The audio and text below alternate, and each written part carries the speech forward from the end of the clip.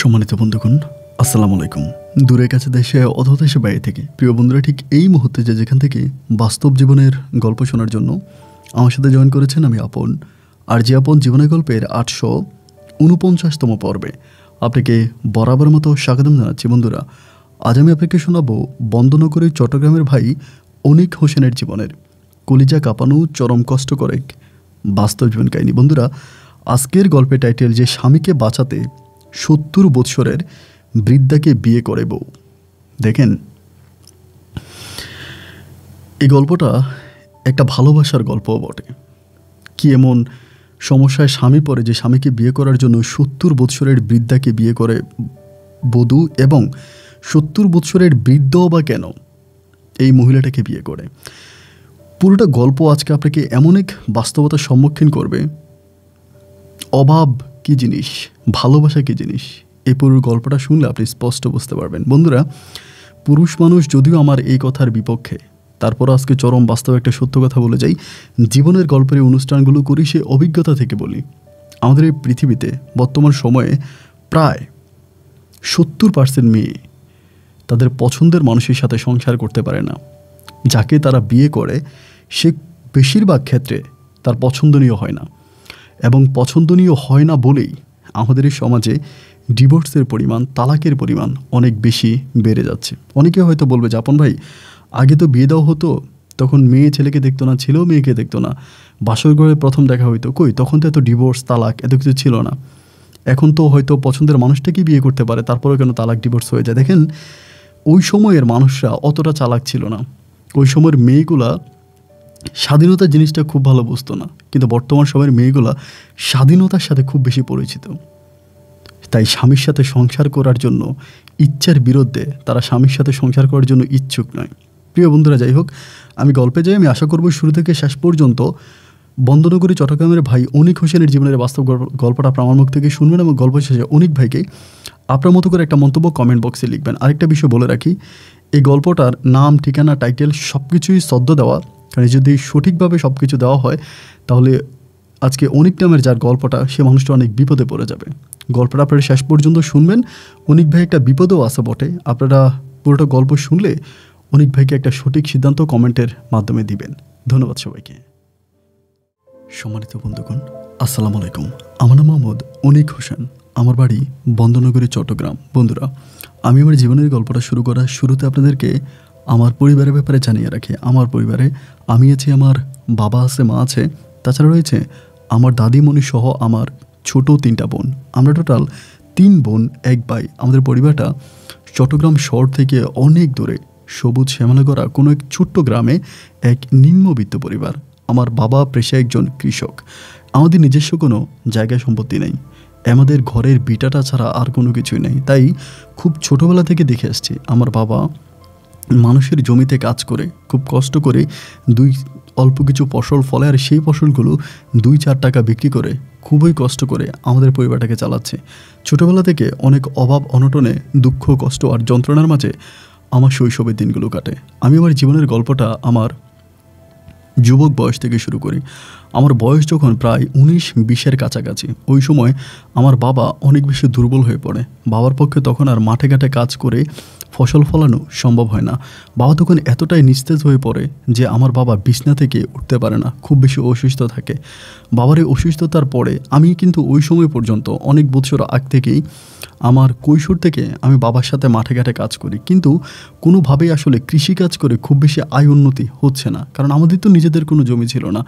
আমরা অন্যদের জমি বর্গা করতাম। তো দেখা যায় অন্যদের জমি যখন বর্গা করতাম, যে পরিমাণের ফসল হতো সেই ফসলের 50%, 50% যিনি জমির মালিক তিনি নিয়ে যেত, আর 50% আমার বাবা ঘরে আনতো। আর ওই 50%-এর মধ্যেই থাকতো আমার আব্বার সার মশলা সহ বদলা দেওয়া থেকে শুরু করে সমস্ত রকমের খরচগুলো। তো সেক্ষেত্রে দেখা যায় যে আমার বাবার আসলে ওভাবে আয় উন্নতি হতো না, শুধুমাত্র নিজেরা খাওয়ার কিছু ফসল হতো, এই জন্যই অন্যের জমি চাষাবাদ করতাম। এরকম করতে করতে বাবা যখন খুব বেশি অসুস্থ হয়ে গেল, এবং বাবা এতটা অসুস্থ হয়ে যাওয়ার পরে আমি তখন চিন্তা করলাম যে আমার ওই কৃষি জমিটাকে, মানে আমার ওই কৃষি খাতটাকে আমার পরিবর্তন ঘটাইতে হবে। আমি আর এভাবেই কৃষি জমিতে কাজ করব না, আমি অন্যভাবে কৃষি জমিতে কাজ করব, এবং অন্যভাবে আমি কিছু একটা করার জন্য চেষ্টা করতেছিলাম। ওই মুহূর্তে মনে মনে ভাবতেছিলাম যে কী করা যায় এবং কি করলে মোটামুটি কৃষিতে আমি মোটামুটি লাভবান হতে পারবো। এরকম করতে করতে আমাদের এলাকার একজন লোক আছে, ওনার নাম হচ্ছে ইলিয়াস শিকদার। তিনি হচ্ছে ফ্রান্সে থাকতো এবং তার ছেলে মেয়ে সবাই ফ্রান্সে থাকে। তিনি মোটামুটি অনেক বেশি বড় লোক। আমাদের এলাকার সবচেয়ে ধনী লোক হচ্ছে এই ইলিয়াস শিকদার এবং তার টাকা পয়সা অনেক বেশি। তার বয়সও প্রায় অনেক বেশি হয়ে গেছে, মানে ছেলে মেয়েদেরকে নিয়ে তিনি তখন ফ্রান্সে থাকতো। তো তিনার একটা জমি আছে, এই জমিটা মোটামুটি অনেকটা উপরে, মানে আমাদের অন্য জমিগুলোর থেকেও এই জমিটা অনেক উপরে বিছনা টাইপের। তো ওই জমিটার মধ্যে তেমন কোনো ফসলাদি হয় না, জমিটা ওনার জমিটা খালিই পড়ে থাকে। ছাগল গরু এটা ওইটা মরলে মানুষ ওখানে গিয়ে ফেলে এবং এটা খুবই মানে পরিত্যক্ত একটা জমি বলা চলে। তো ইলিয়াস শিকদার ওই সময় বাড়িতে থাকার পরে আমি ইলিয়াস শিকদারকে দাদা বলে ডাকি। তাহলে আমি বললাম যে দাদা, আপনি তো বাড়িতে আছেন এবং এই মুহূর্তে তো আপনি ফ্রান্সেও মানে কয়েক মাস পরে যাবেন। আপনার ওইখানে যে জমিটা আছে রাস্তার পাশে, এই জমিটা তো অনেক উঁচা, এখানে তো কোনো ধান বা অন্য কোনো ফসলাদি হয় না। মানুষ গরু ছাগল মারা গেলে ওইটা ব্যবহার করে, ওইখানে গিয়ে ফেলে। আপনার ওই জমিটা পুরো পরিত্যক্ত হয়ে গেছে। আপনি যদি জমিটা আমাকে দেন তাহলে আমি ওখানে কিছু ফসল ফলাই, কিছু একটা করি। অন্যের ধানি জমিতে কাজ করলে তো দেখা যায় অর্ধেক ফসল জমির মালিককে দিয়ে দিতে হয়। তা আপনি এটাতে তো কাজ করলে আর ওরকমভাবে অর্ধেক ফসল আপনাকে দেওয়া লাগবে না, এটা তো এমনি পরিত্যক্ত অবস্থায় পড়ে আছে। তারপরেও আপনি যদি বলেন 2-1 টাকা যতটুকু পারি আমি আপনাকে দিব, আপনি ওই জমিটা আমাকে দেন, আমি ওটাতে চাষাবাদ করি। তখন ইলিয়াস শিকদার আমাকে বলল, তো জমিটা তো আমার এমনিই পড়ে আছে, এটা তো কোনো কাজেই লাগতেছে না, এটা তো সম্পূর্ণভাবেই পড়ে আছে, এটা আমি কোনো কাজকর্ম কিছুই করি না। তো পরিত্যক্ত পড়ে থাকার চেয়েও তুই যদি এটাতে ফসল ফলাস তাহলে তো ভালোই হয়, কিন্তু এটাতে তো কোনো ফসল হবে না, তুই কী চাষ করবি এখানে? এবং সেখানে পানিরও কোনো রকমের ভালো কোনো ব্যবস্থা নাই। তাই আমি তখন বললাম যে দেখেন, আমি কিছু একটা করব, যদি আপনি আমাকে জমিটা দেন দাদা, আমি এখানে কিছু একটা করার জন্য চেষ্টা করব এবং এমন কিছু করব যেটা দেখলে আপনার নিজেরও ভালো লাগবে। তিনি বলে, আচ্ছা ঠিক আছে, রাস্তার পাশের জমি তো, তুই একটু ভালো কিছু করার জন্য চেষ্টা করিস, আমারে কোনো কিছু দেওয়া লাগবে না, জমিটা উর্বর থাকুক, সরকারের এই খালি জায়গাটা পড়ে না থাকুক, এখানে তুই কিছু একটা কর, আমি এটা চেয়ে। উনি আমাকে এটা বলল এবং বলার পরে একইভাবে আমি তখন খুব চিন্তায় পড়ে গেলাম যে জমিটা আসলে কি করা যায়। মানে অন্য কোনো ফসল এখানে ফলানো যাবে না, ধান হবে না বা এটার মধ্যে অন্য কোনো কিছু হবে না, ছাগল গরু নষ্ট করে ফেলবে, তাহলে কি এমন করা যায়? এরকম করতে করতে হঠাৎ করে আমার মাথায় একটা আইডিয়া আসলো। আমি একদিন ট্রেনে করে ভাই ঢাকায় গেছিলাম, আমাদের বাড়ি তো চট্টগ্রামে। তো কোনো একটা কারণে ট্রেনে করে ঢাকা যাওয়ার সময় আমি ওই ট্রেনের রাস্তার পাশে দেখলাম অনেক মানুষ গোলাপের চাষ করে, মানে ট্রেনের রাস্তার পাশে গোলাপ গাছ লাগিয়ে রাখছে এবং গোলাপের চাষ হচ্ছে। এক একটা গোলাপ যদি 3 টাকা 4 টাকা করেও বিক্রি করা যায় তাহলে কিন্তু অনেক লাভ। তাই আমি চিন্তা করলাম আমি এটাতে গোলাপ ফুলের চাষ করব। ওই সময় কিন্তু আমাদের এলাকাতে ওই গোলাপের চাষ আসেই নাই, মানে গোলাপ ফুলের গাছ মানুষ শখ করে লাগাইতো বাড়ির আঙিনাতে বা বাসার ছাদে, শখের বশত গোলাপ গাছ লাগানো হতো। কিন্তু এই গোলাপ গাছ লাগিয়ে টাকা পয়সা ইনকাম করা বা এটাতে ব্যবসা করা, এইরকম কিন্তু আমাদের এলাকাতে কেউ করে নাই বা এরকম ছিলও না। তাই আমার কাছে হঠাৎ করে এই আইডিয়াটা অনেক ভালো লাগলো যে আমি গোলাপ চাষ করব। একটা গোলাপ গাছে যদি 10 থেকে 15টা ফুল ফুটে, তাহলে 10-15টা ফুল ফুটলেও তো অনেক টাকা। এবং আমি এটার ভিতরে অঢালে গোলাপ গাছ লাগাই দেবো। আর যেহেতু এটা রাস্তার পাশে, তাহলে জিনিসটা দেখতে অনেক সুন্দর লাগবে। আমি তো ইলিয়াস শিকদারকে বলেছিলাম যে যেহেতু এটা রাস্তার পাশে, আমি এমন কিছু একটা করব যেটা দেখে আপনার কাছে অনেক ভালো লাগবে, আপনি অনেক খুশি হবেন। তাহলে ঠিক আছে, আমি এটার মধ্যে গোলাপ গাছে লাগাই দিব, দেখতেও সুন্দর, আয় উন্নতি হবে। এই বলে আমি তখন গোলাপের চারা কিনা শুরু করলাম। আমার কাছে আসলে ওই সময় যে পুঁজি ছিল, সমস্ত পুঁজি দিয়ে আমি তখন ওখানে গোলাপের গাছ লাগাই দিলাম। এরকম মুড়া করে করে গোলাপ গাছ লাগাই দিলাম। লাগাই দেওয়ার পরে আমি নিজে ভাই আমার বালতি দিয়ে পানি এনে এনে প্রতিটা গোলাপ ফুলের গাছের নিচে নিচে পানি দিচ্ছি। তো গোলাপ গাছ যেহেতু এলাকাতে তো অনেক ছেলে মেয়ে আছে যারা উঠতি বয়সী, মানে এরকম বাচ্চা কাচ্চা থাকে না, ওরা খেলাধুলা করে বিকেলবেলা, ওদেরকে বলি এই গোলাপ গাছে পানি দিবি রে, যদি গোলাপ ফুল ফুটে তুই তোদেরকে দিব।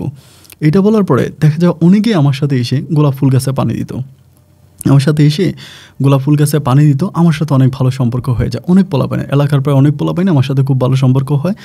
বিকেলবেলা ওরা সবাই হচ্ছে এরকম বালতি দিয়ে পানি এনে এনে গোলাপ গাছের নিচে দিতেছে। তো বিষয়টা তখন আমার কাছে খুব ভালো লাগলো, মানে অনেক ভালো লাগলো। এরকম করতে করতে আমার গোলাপ গাছগুলো, প্রত্যেকটা গোলাপ গাছই জিতছে, মানে কোনোটাই মরে নাই, প্রত্যেকটাই জীবিত আছে। এরকম করতে করতে আলহামদুলিল্লাহ আমার গোলাপ গাছগুলো মোটামুটি বড় হয়েছে এবং তখন সবেমাত্র কলি করতে শুরু করছে, মানে ফুলের কলিটা ফুটতে শুরু হয়েছে। ভাই দেখতে এত সুন্দর লাগতেছে, মানে যখন ফুলের কলিগুলো ফুটতেছে এরকম হইলো যে দূর দূরান্ত থেকে মানুষ এখানে চলে আসে ছবি ওঠানোর জন্য, একটু ছবি উঠাবে ওইখানে বা একটু বসবে, গল্পগুজব করবে। মানে এত মানুষের ভিড় যে আমি মানুষ সরাইতে পারি না। আমার গোলাপ বাগানের মানে এখান থেকে মানুষ সরাইতে পারি না, মানে দূর দূরান্ত থেকে মানুষ চলে আসে এখানে হচ্ছে একটু সময় কাটানোর জন্য। যাই হোক, এরকম করে গোলাপ ফুলগুলো আস্তে আস্তে করে ফুটতে শুরু হলো। ফুলগুলো যখন একটু একটু করে ফুটলো, আমাদের এলাকাতে একটা মেয়ে আছে রুমা নামের, ও আসলে ওই গোলাপ ফুলের বাগানটা যেখানে, ওই বাগান থেকে ওদের বাড়িটা খুব কাছাকাছি, মানে গোলাপ ফুল বাগানের কাছাকাছি ওদের বাড়িটা। তা রুমা একদিন বিকেলবেলা এসে আমার বলতেছে যে অনেক ভাইয়া, কিছু যদি না মনে করেন তাহলে আমার না গোলাপ ফুল গাছ অনেক পছন্দ, আমাদের বাড়িতে তো অনেক গোলাপ ফুল গাছ ছিল, সব তো মরে গেছে, আর আপনি যদি বলেন আমি আপনার গোলাপ গাছের যত্ন নিতে পারি, মানে আমার কোনো টাকা পয়সা দেওয়া লাগবে না। আমি তখন বললাম ভালো কথা, তোর যদি টাকা পয়সা না লাগে তাহলে তো আমার গোলাপ ফুল গাছের যত্ন নেই। এই মেয়েটা খুব গরিব, মানে রুমা মেয়েটা অনেক গরিব, ওর বাবা মারা গেছে, ওর মা আছে এবং দাদি আছে, ওদের সাথে থাকে। ওর মা মানুষের বাড়িতে কাজ টাজ করে, খুবই গরিব, মেয়েটাও পড়াশোনা করে নাই, কিন্তু দেখতে শুনতে মাশাআল্লাহ অনেক সুন্দরী, মানে আমাদের এলাকার সবচেয়ে সুন্দরী মেয়ে এক কথায় বলা চলে। তাহলে আমি তখন রুমারে বললাম যে ঠিক আছে, তুই যদি আমার গোলাপ বাগানে কাজ করিস তাহলে তো ভালোই হয়। এরপরে বিনা পরিশ্রমে শুধু ওই রুমা না, আমাদের এলাকার প্রায় সব পোলাপাইনি সকাল থেকে বিকাল পর্যন্ত আমার গোলাপ গাছে কাজ করে। কেউ গোলাপের গাছের নিচের আগাছা পরিষ্কার করে, কেউ গাছে পানি দেয়, কেউ ওষুধ দেয়। মানে দেখা যায় আমি আমার ওই গোলাপ গাছের কোনো যত্ন নেওয়া লাগে না, এলাকার উঠতি বয়সী পোলাপাইনগুলোই পরিপূর্ণভাবে আমার গোলাপ গাছের যত্ন করতেছে। যাই হোক, আমার তখন ভালোই লাগলো যে আলহামদুলিল্লাহ সবাই মিলে আমার গোলাপ গাছের যত্ন করতেছে, আমার গোলাপ গাছের যত্ন নিচ্ছে। আস্তে আস্তে করে তখন গোলাপ ফুলগুলো ফুটতে শুরু হলো, এবং ফুলগুলো ফুটার পরে সুবহানাল্লাহ, আমি জানি না কেউ বিশ্বাস করবে কিনা, এত সুন্দরভাবে ফুল ফুটেছে, মনে হয় যেন মানে আমি দেখে আমার চোখে পানি চলে আসছে। তখন চট্টগ্রাম শহর থেকে বড় বড় ফুলের ব্যবসায়িকরা ওরা খবর পেয়ে গেছে ওখানে একটা গোলাপ বাগান আছে, এবং বাগানটাও ভাই অনেক বড় করে করছি, মানে এই মাথায় ওই মাথায় প্রচুর বড় করে বাগান করছি। মানে বাগানের খরচ তো নাই, শুধু গোলাপ গাছ লাগাই দিছে তো গাছ হয়ে গেছে, এবং উর্বর জমি ছিল, যেহেতু ধরেন অনেক প্রাণী মারা যেত, গরু ছাগল এটা ওইটা মারা গেলে ওইখানে তো হচ্ছে মানে ফেলতো, তো ফেলার কারণে ওই জমিটাও অনেক উর্বর ছিল, মানে এটা তো অনেক সার ছিল, আগে কোনো চাষাবাদ হয় নাই, যার জন্য দেওয়া মাত্রই কিন্তু খুব সুন্দর করে গাছগুলো বড় হয়ে গেছে। এবং ফুল ফুটেছে দেখার মতো ফুল, এক একটা গাছে এক একটা গোলাপ ফুল অনেক বড় বড় করে ফুটে আছে। তা চট্টগ্রাম শহর থেকে লোক আসছে, আইসা বলতেছে তারা ফুল কিনবে। ভাই বিশ্বাস করবেন কিনা জানি না, মানে আমার ওই গোলাপ বাগানের 10 ভাগের 1 ভাগ জায়গার গোলাপ ফুল যখন আমি বিক্রি করছি, আমার ফুল গাছ কিনা থেকে শুরু করে বালতি কিনা থেকে শুরু করে সমস্ত খরচ উঠে গেছে। এবং এরপর থেকে এই গোলাপ বাগান থেকে আমি প্রায় 1 লক্ষ টাকার উপরে গোলাপ বিক্রি করছি।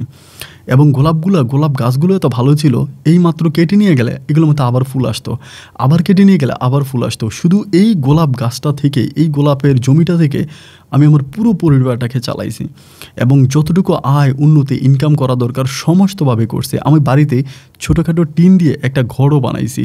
সব কিছু মিলে আমি খুবই ভালো অবস্থানের মধ্যে চলে গেছিলাম আলহামদুলিল্লাহ। এরকম করতে করতে ইলিয়াস শিকদার সে অনেক খুশি হয়েছে, সে আসার পরে দেখছে আমি রুমা ওই বাগানে কাজ করি, তার মোটামুটি অনেক ভালো লাগছে, সে অনেক খুশি হয়েছে। এরকম করতে করতে তো ইলিয়াস শিকদার নাতিনের বিয়ে, ওনার নাতিনও ফ্রান্সেই থাকতো, তো তিনি বাংলাদেশে একজন মাওলানার কাছে ওনার নাতিনকে বিয়ে দিবে, এবং বিয়ে দিয়ে ওই মাওলানাকে সব ফ্রান্সে নিয়ে যাবে। তো এলাকার মানুষকে সবাইকে দাওয়াত দিল, এবং দাওয়াত দিয়ে আমাকে বলল যে দেখ, যেহেতু তোর গোলাপ বাগান করেছিস, আমি তো তোর কাছ থেকে বাগানের কোনো বেনিফিট নেই বা কোনো টাকা পয়সাও নেই, তা তোর কাছে আমার একটা রিকোয়েস্ট, যেহেতু আমার নাতিনের বিয়েতে তুই তোর গাছের সমস্ত গোলাপ দিয়ে যেমনি পারো সুন্দর করে বিয়ের অনুষ্ঠানটাকে সাজাই দিবি, গোলাপ দিয়ে সাজাই দিবি, এবং যত টাকা খরচ হবে, মানে যতগুলো গোলাপ দিবি প্রতিটা ফিজ হিসাবে আমি তোকে টাকা দিব। তা আমি কিন্তু লাখ লাখ টাকায় গোলাপের জমি থেকে ইনকাম করে ফেলছি। তা আমি তখন ইলিয়াস শিকদারে বললাম যে আপনি আমার টাকা দেওয়া লাগবে না, মানে আমি এমনিই খুশি যে আপনি আমাকে এত উর্বর একটা জমি দিয়েছেন, আমি এমনিই আপনার নাতিনের বিয়েতে ফ্রিতে গোলাপ দিয়ে দিব, আমাকে আপনি কোনো টাকা পয়সা দেওয়া লাগবে না। তুমি বলতেছে না তোর যদি টাকা লাগে আমি তোকে দিব, সমস্যা নাই, তুই আমাকে বল। আমি বললাম যে না, আপনি আমাকে টাকা দিতে হবে না, আপনি যে আমাকে টাকা দিবেন বলছেন এতেই আমি খুশি আলহামদুলিল্লাহ। এরপরে আমি নিজে গিয়ে আমি এবং রুমা দুজনে মিলে এই মেয়ের গায়ে হলুদের অনুষ্ঠানটা খুব সুন্দর করে গোলাপ ফুল দিয়ে এত সুন্দর করে সাজাই দিয়েছি বলার মতো না। যারা ক্যামেরাম্যান আসছে তারা ক্যামেরা করতে গিয়ে সবাই অবাক হয়ে গেছে যে এত সুন্দর মানে ভিডিও আসছে বলার মতো না। তো যাই হোক, তো বিয়ের আগের দিন আমাদের চট্টগ্রামে কিন্তু প্যাকেজ হয়, এটা কিন্তু অন্য কোনো ডিস্ট্রিক্টগুলোতে এত বেশি হয় না, আবার চট্টগ্রামে বিয়ের অনুষ্ঠানটা কিন্তু খুবই জমজমাট হয়। এটা ধার্মিকভাবে হোক বা যেভাবেই হোক প্যাকেজ অনুষ্ঠান হয়, মেয়েরা নাচে গায়ে, মানে আমার মনে হয় আর কি, আমার দৃষ্টিতে বাংলাদেশের মধ্যে সবচেয়ে বেশি আনন্দ, মুসলিম বিয়ের ভিতরে সবচেয়ে বেশি আনন্দ হয় চট্টগ্রামে। ওরা চট্টগ্রামের বিয়েতে অনেক আনন্দ ফুর্তি করে। তো সেই বিয়েতে গায়ে হলুদের অনুষ্ঠানে তখন নাচানাচি হবে, সবাই নাচবে। তা ওই পর্যায়ে রুমা তখন নাচছে, মানে রুমা একটা নৃত্য করছে। ও যেহেতু লম্বা ফর্সা এবং দেখতে শুনতেও মাশাআল্লাহ অনেক বেশি সুন্দর, আর ও যখন নৃত্য করলো ভাই, সবাই ওর দেখে এক দৃষ্টিতে তাকিয়ে আছে। এবং আমারও ওই রুমার নৃত্য দেখে আমারও মন ভরে গেছে, মানে এত ভালো লাগছে বলার মতো না। আমি তখন মনে মনে সিদ্ধান্ত নিয়েই নিলাম যে আমি রুমাকে বিয়ে করব। এবং এর পরের দিন, মানে যেদিন নৃত্য করলো সেদিন তো রাতে সে চলে গেল। পরের দিন যখন বিয়ে খাওয়ার জন্য আসলো, বিয়ের অনুষ্ঠানটা শেষ হওয়ার পরে বিকেলবেলা ও আর আমি গোলাপ বাগানে গেলাম, আবার গোলাপ ফুল আনবো পরের দিন আবার সাজানোর জন্য, কারণ গায়ে হলুদ তো শেষ, এবার আবার নতুন করে সাজাবো। তাই গোলাপ ফুল ছিটতেছি আর আমি রুমারে বলতেছি যে রুমা, তোরা একটা কথা বলবো, তুই কিছু মনে করবি না তো? বলে না। আমি বললাম যে এবারের গোলাপ ফুলগুলো বিক্রি করে, যে গোলাপ গাছগুলোতে ফুল ধরছে এগুলো সব বিক্রি করে আমি তোরা এবার বিয়ে করে ঘরে তুলবো। ও তখন হাসতে হাসতে বলতেছে কী করে গেলা? আমি বললাম দেখ, আমি দুষ্টামি করতেছি না, এবারের গোলাপ ফুলগুলা বিক্রি করে যে টাকা হইব ওই টাকা দিয়ে আমি তোরে বিয়ে করে ঘরে তুলবো, তোর লইয়া একটা সুখের সংসার বাঁধবো, ছোট্ট একটা টোনাটুনি সংসার হইব, তোর কুলজুরে একটা বুতুম বুতুম বাচ্চা হইব, ওরে আমি মাথায় করে আমার গোলাপ ফুল বাগানে দৌড়ে বেড়ামো। এত সুন্দর করে ওর সাথে আমি কথা বলতেছি এবং ও আমার কথাগুলো খুব মনোযোগ দিয়ে শুনতেছে। একটা দুইটা কইরা কেচি দিয়ে গোলাপ ফুল কাটতেছি, আর এরকম কথাবার্তাগুলো বলতে বলতে হঠাৎ করে ওই গোলাপ ফুলের কেচিতে আমার আঙুলটা কেটে গেছে। মানে ওই কেচিতে ফুল কাটার সময় আঙুলটা কেটে গেছে এবং কেটে যাওয়া মাত্র ও তখন দৌড়ে আসছে। আইসেই কী করলো, মানে একদম জড়ায় ধরছে। তারপর যে লিবিজি লতা বলতে একটা পাতা আছে, আমাদের গ্রাম্য ভাষায় লিবিজি লতা বলে, ওই পাতাটা তখন নিয়ে আসছে। আইসা নিজের মুখে চাবাইয়া, মানে চিবাইয়া, তারপরে ও এটা হচ্ছে আমার আঙুলের মধ্যে দিয়েছে। তো ওই পাতাটার সাথে কিন্তু আমার খুব একটা পরিচিতি নাই। তা ওরকমভাবে চিবিয়ে পাতার রসটাও তখন কী করলো, আমার আঙুলের মধ্যে দিল যেখানে কেটে গেছে। দেওয়ার পরে বললো আপনি বাড়িতে চলে যান, আজকে আর কাটতে হবে না, আপনি পারলে ঘন্টাখানি পরে আসেন, এটি ম্যাচে আমি কেটে রাখবো। তা বাড়িতে গেলাম, যাওয়ার পরে ওই আঙুলের ভিতর যে রসাটা দিয়েছে, কেমনে কেমনে জানি জিহ্বার মধ্যে আমার এই আঙুলটা একটু লাগলো। এবং আঙুলটা লাগার পরে ভাই এত পরিমাণের তিতা, মানে এত পরিমাণের বিটা যে আমি আসলে বলে বোঝাতে পারবো না। এবং আমি বমি করেছি সাথে সাথে। আমার আম্মা বলে কী হয়েছে? আমি বললাম যে আম্মু, আঙুলের মধ্যে এরকম লিবিজি লতা দিয়েছিল, বাট এটা যে এত তিতা, একটুখানি আমার মুখে লাগছে তো আমার বমি চলে আসছে। আমার আম্মা বলে এটার চেয়েও তিতা আর কোনো কিছু হতে পারে না। ঠিক সেই মুহূর্তে আমার মনে হলো রে, এত তিতা একটা পাতা রুমা কিভাবে নিজের মুখে চাবিয়ে এবং সেটা থেকে রসা বের করে আমার আঙুলে দিল। এবং এটা তো কখনো কোনো মানুষ মুখে নিতে পারবে না, এটা কীভাবে সম্ভব? ভাই আমি বাড়ির ভিতরে 2-3 মিনিট থাকার পরে বাড়ি থেকে বের হয়ে আমি পুনরায় আবারও রুমার ওই আমার গোলাপ বাগানের দিকে হাঁটতেছিলাম যেখানে রুমা ছিল। এবার গোলাপ বাগানে যাওয়ার পরে আমি রুমারে বললাম যে রুমা, তোমার একটা কথা জিজ্ঞেস করি, তুমি কেমনি এই পাতাটারে চাবাইলা মুখের মধ্যে নিয়া? তুমি জানো এটা এত পরিমাণে তিতা, একটু আঙুল আমার মুখের মধ্যে লাগছে তো আমি বমি করে দিছি। ও তখন আমাকে বলে, যখন আপনার আঙুলটা কেটে গেছিলো, যখন আঙুল থেকে রক্ত বেরোচ্ছিল, আমি এইটা দেখার পরে আমি কি লিবিজি লতা পাতাইছি, লতা মুখে দিয়েছি না কি মুখে দিয়েছি আমার কোনো কিছু মনে নাই। আপনার আঙ্গুল কাটা দেখে আমি পাগল হয়ে গেছি, আমার ভিতরে আমি ছিলাম না। আমি তখন বললাম, তাহলে কিছুক্ষণ আগে যে আমি বললাম বিয়ে করে তোমাকে নিয়ে একটা ছোট্ট সুখের সংসার করব, টোনাটুনির একটা সুখের সংসার হবে, তুমি কি আমার সাথে সেই সংসার করার জন্য রাজি? ও তখন আমার দিকে তাকিয়ে মিষ্টি হেসে দিয়ে বলল যে আপনার মতো মানুষ যদি আমাকে বিয়ে করেন তাহলে তো আমার আল্লাহর কাছে আর কিছু চাওয়ার নাই। আমি আল্লাহর কাছে এইটুকুই চাই, যাতে একটা ভালো মানুষ আমার সাথে সারা জীবন থাকে। তা আমার দৃষ্টিতে আপনি আমাদের এলাকার সবচেয়ে ভালো ছেলে। এরকম করে কথা বলতে বলতে ঠিক ওই জায়গায় আমাদের দুজনের মাঝে একটা খুনসুটি মিষ্টি প্রেমের সম্পর্ক হয়ে যায়। আলহামদুলিল্লাহ। এরপরে সন্ধ্যা হয়ে গেল, মাগরিবের আজান দিল। দুজনে যে পরিমাণের গোলাপ ফুল কাটলাম এগুলো নিয়ে আবারও শিকদার বাড়িতে আসলাম এবং শিকদার বাড়িতে আসার পরে খুব সুন্দর করে এই ফুলগুলো দিয়ে আবারও পুনরায় অনুষ্ঠান করার জন্য সাজিয়ে দিলাম। কারণ এরপরের দিন মেয়ের মানে ছেলের বাড়ির পক্ষ থেকে লোকজন আসবে, মানে এরপরের দিন আমরা যাব, আমাদের এখানেও লোকজন আসবে, মেহমান আসবে। পরের দিনও বাড়িটা খুব সুন্দর করে সাজাইলাম। আলহামদুলিল্লাহ এভাবে বিয়ের অনুষ্ঠানটা খুব ভালোভাবেই কেটে গেল। আমি আর রুমা দুজনে মিলে অনেক পরিশ্রম করে এই ইলিয়াস শিকদারের নাতিনের বিয়েটা খুব সুন্দর করে সম্পন্ন করলাম। এবং এরপর থেকে এই রুমার সাথে আমার একটা মিষ্টি প্রেমের সম্পর্ক শুরু হয়ে যায়। গোলাপ ফুল বাগানের মাঝখানে বসে দুজনের মাঝে হারিয়ে যায়। আমার বুকে মাথা রেখে রুমা ঘন্টার পর ঘন্টা ভালোবাসার কথা বলে। এত প্রেম এত ভালোবাসা দুজনের মাঝে সৃষ্টি হয়েছে, আমার কাছে মনে হয় যেন ও আমার জনমের আত্মীয়। পরম নিবিড় ভালোবাসায় আমি একটু একটু করে রুমার সাথে বেঁচে আছি। এরকম করে সময়গুলো সামনে থেকে কাটতে কাটতে হঠাৎ করে এমন একটা নিউজ আমি রুমার পরিবারের মুখে, মানে রুমার পরিবারের কাছ থেকে, রুমার মুখ থেকে শুনতে পাইলাম, যেটা শোনার পরে মনে হয় আমি যেন দুনিয়া থেকে হারিয়ে গেছি। আমি শুনলাম রুমার বাবার কাছে নাকি বিদেশ থেকে ওই ইলিয়াস শিকদার ফোনের মাধ্যমে জানিয়েছে যে তিনি রুমাকে বিয়ে করতে চায় এবং তিনি রুমাকে বিয়ে করে রুমাকে বিদেশে নিতে চায়। ইলিয়াস শিকদারের কথা আমি বলে রাখি, ইলিয়াস শিকদার তিনি হচ্ছে 70 বছর বয়স্ক একজন বৃদ্ধ এবং উনি বয়স্ক মানুষ ঠিক আছে, কিন্তু বেশিরভাগ সময় তো ইউরোপে ছিল, ইউরোপ আমেরিকাতে বেশিরভাগ সময় ছিল, যার জন্য ওনার শরীরটা কিন্তু ভেঙে যায়নি। বয়স 70 হতে পারে, বা শরীরের গঠনটা কিন্তু এখনও দেখলে মনে হয় যেন 30-32 বছরের তাগড়া যুবক, এরকম মনে হয়। তো এই মানুষটা তখন রুমার আব্বার কাছে ডিরেক্টলি বলল যে দেখেন, আমার তো এরকম বয়স হয়েছে, সন্তানাদি সবাই যে যার মতো বিয়ে শাদী করে বউ বাচ্চা ফ্যামিলি নিয়ে সবাই আলাদা আলাদা বাড়িতে থাকে। ফ্রান্সে আমি একা একটা বাড়িতে থাকি এবং আমারও তো ওয়াইফ মারা গেছে আজকে অনেক বছর। আমার কাছে বড় একা লাগে, অনেক খারাপ লাগে এবং মাঝে মাঝে কান্না আসে, চিৎকার করে নিজে নিজে ঘরের মধ্যে কাঁদি। আমার কান্না দেখার মতো মানুষও আমার এই ফ্রান্সে নাই। আমার ছেলে মেয়ের একটুখানি সময় নেই যে আমার দিকে ফিরে তাকাবে। আমার নাতিনের বিয়েতে তোমার মেয়েটা নাচ গান করছিল, আমার কাছে অনেক ভালো লাগছিল, মনের ভিতরে খায়েশ জাগলো এই ছোট্ট মেয়েটাকে আমি বিয়ে করে একটা সংসার বাঁধবো এবং আমার গ্রামে যত জায়গা সম্পত্তি আছে সমস্ত জায়গা সম্পত্তি আমি তোমার মেয়ের নামে লিখে দেব এবং ফ্রান্সে আমার নিজের একটা বাড়ি আছে, আমি এই বাড়িটাও তোমার মেয়েকে দিয়ে দেব। বিনিময়ে শেষ বয়সে আমি তোমার মেয়ের কাছ থেকে একটু আদর ভালোবাসা পেয়ে মরতে চাই। এই কথা রুমার বাবাকে বলা মাত্র রুমার বাবা তো মনে করেন এক কথায় রাজি। ও একদম বকের মতো পা একটা উঠিয়ে হাত দিয়ে ইশারা দিতে শুরু করছে, উনি রাজি। এবং শুধু তিনি না, তিনার পরিবার মুহূর্তের মধ্যে রাজি হয়ে গেল। এই খবর রুমা তখন আমাকে দিল, আমাকে দিয়ে বলতেছে এমন এমন ঘটনা, আমি এখন কি করব। এইভাবে তো উনি আমাকে বলতেছে বিয়ে করবে, আমাকে এখানকার জায়গা সম্পত্তি সব কিছু লিখে দিবে, ফ্রান্সে তার একটা বাড়ি আছে সেটাও আমাকে দিবে এবং আমাকে ফ্রান্সে নিয়ে যাবে। আমি তখন একেবারে হতবাক হয়ে ওর মুখের দিকে তাকিয়ে আছি। মানে আমি কি বলবো, আমি যে বলবো কিছু একটা, সেটা বলার মতো ভাষাও আমার নাই। এবং আমি যে জমিটা চাষাবাদ করে দুমুঠো ভাতকে বেঁচে আছি, ওই জমিটাও ইলিয়াস শিকদারের। এবং আমার মানে তখন আর কোনো কিছু বলা নেই। আমি তখন রুমাকে একটা কথাই বললাম যে রুমা, জলে বাস করে কখনো কুমিরের সাথে যুদ্ধ করা যায় না, ঠিক তেমনি আমি কোনোদিনও ইলিয়াস শিকদারের সাথে ফাইটিং করে তোমাকে আমার ঘরের বউ বানাইতে পারবো না।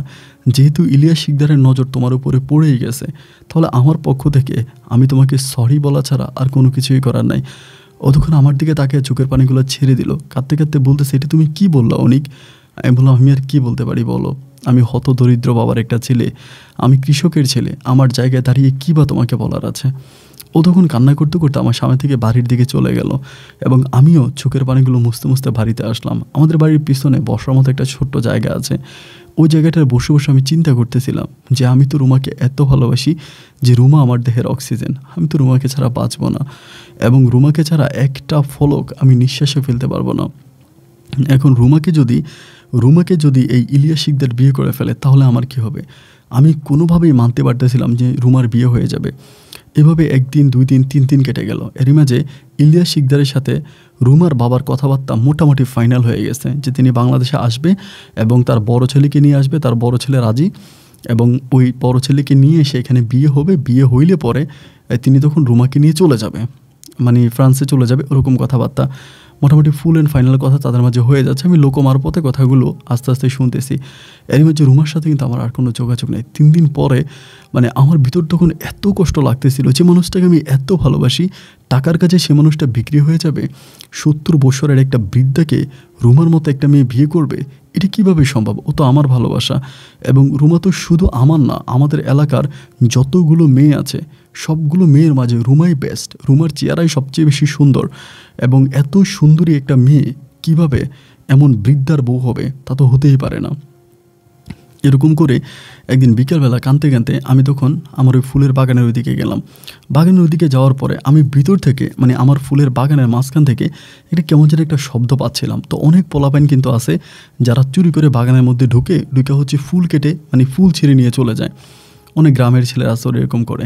তাই আমি ভাবলাম মনে হয় ফুল নেওয়ার জন্য ফুল চোর ঢুকছে। যেহেতু আমি একটু টেনশানে আছি, রুমার টেনশানে, এই জন্য বাগানের দিকে আমি খুব একটা মনোযোগ দিতে পারি না, খুব একটা মানে সময় দিই না।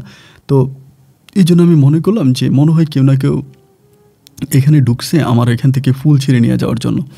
তা আমি তখন খুব চুপিসারে আস্তে আস্তে করে আমি তখন ওই বাগানের দিকে ঢুকলাম, এবং বাগানের দিকে ঢুকার পরে বাগানের মাঝখানে যাওয়ার পর আমি দেখি যে বাগানের মাঝখানে বসে বসে রুমা কান্না করতেছে। এবং আমি দেখলাম যেটা রুমা কান্না করতেছে, আমি তখন ওর পিছনে গিয়া মানে এরকম করলাম। ও তখন আমার দিকে তাকায় ও তখন উঠে চলে যাচ্ছে, এবং ও যখন চলে যাচ্ছে ভাই তখন ওর হাত থেকে টপ টপ করে লাল লাল রক্ত পড়তেছে। এবং এটা দেখার পর আমি তখন ওর হাত চেপে ধরে বলতেছি, রুমা যাও কই, আর তোমার হাত থেকে রক্ত বেরিয়ে গেছে কেন? এরকম করে তাকায় দেখি গোলাপ ফুলের যে বড় বড় কাঁটাগুলো হয় না, এরকম গোলাপ গাছের মধ্যে ও মুট করে হাত দিয়ে ধরে ওর 2-3টা কাঁটা মানে গোলাপের কাঁটা ওর হাতের মধ্যে ঢুকে গেছে, এবং সেগুলো রক্ত বেরোচ্ছে। আমি তখন বললাম, রুমা তোমার হাত থেকে এরকম রক্ত কেন বেরোচ্ছে, তুমি এটা কেন করলা? ও আমাকে বলে, কি করব, আজ থেকে কয়দিন পরেই তো 70 বছরের একটা বুইরার কাশির শব্দ শুনতে হবে, বুইরাকে নিয়ে বাথরুমে যেতে হবে, বাথরুম পরিষ্কার করতে হবে, এটাই তো আমার কাজ, তাই না? বুইরা আমাকে চুমু দিতে গেলে বমি করে দেবে মুখের মধ্যে, এটাই তো আমার সহ্য করতে হবে। আমি তখন বললাম, তাহলে তুমি বুড়াকে বিয়ে করতে চাও কেন? ও আমাকে বলে, কে বললাম আমি বিয়ে করতে চাই? আমি তো ভালোবাসি তোমাকে, কিন্তু তোমাকে ভালোবাসার পরে তুমি কাপুরুষের মতো আমাকে ওই বৃদ্ধর হাতে তুলে দিলা, তুমি আমাকে সরি বললা। তো আমার ভাগ্যটাই খারাপ যে আমি তোমার মতো একটা কাপুরুষকে ভালোবাসছিলাম। যদি একটা সত্যিকারের বীরকে ভালোবাসতাম তবে সে আমাকে সব কিছু থেকে উদ্ধার করে আনতো, আমার জীবনটা এভাবে সে নষ্ট হতে দিত না। আমি তখন বললাম, তার মানে কি তুমি আমাকে বলতে চাও যে আমি তোমাকে বিয়ে করব? তুমি কি আমাকে বিয়ে করবা, আমার সাথে থাকবা? ও আমাকে বলে, ভালো তোমাকে বাসছে, তাহলে বিয়ে কাকে করব? অবশ্যই তোমাকেই বিয়ে করব। আমি তখন বললাম, রুমা তুমি সত্যি একটাবার ভেবে দেখো, তুমি যেই কথাটা বলতেছো এই কথাটা আদৌ তো এটার কোনো বাস্তব রূপ কি তুমি দিতে পারবা? তুমি আমার সাথে সংসার করতে পারবা?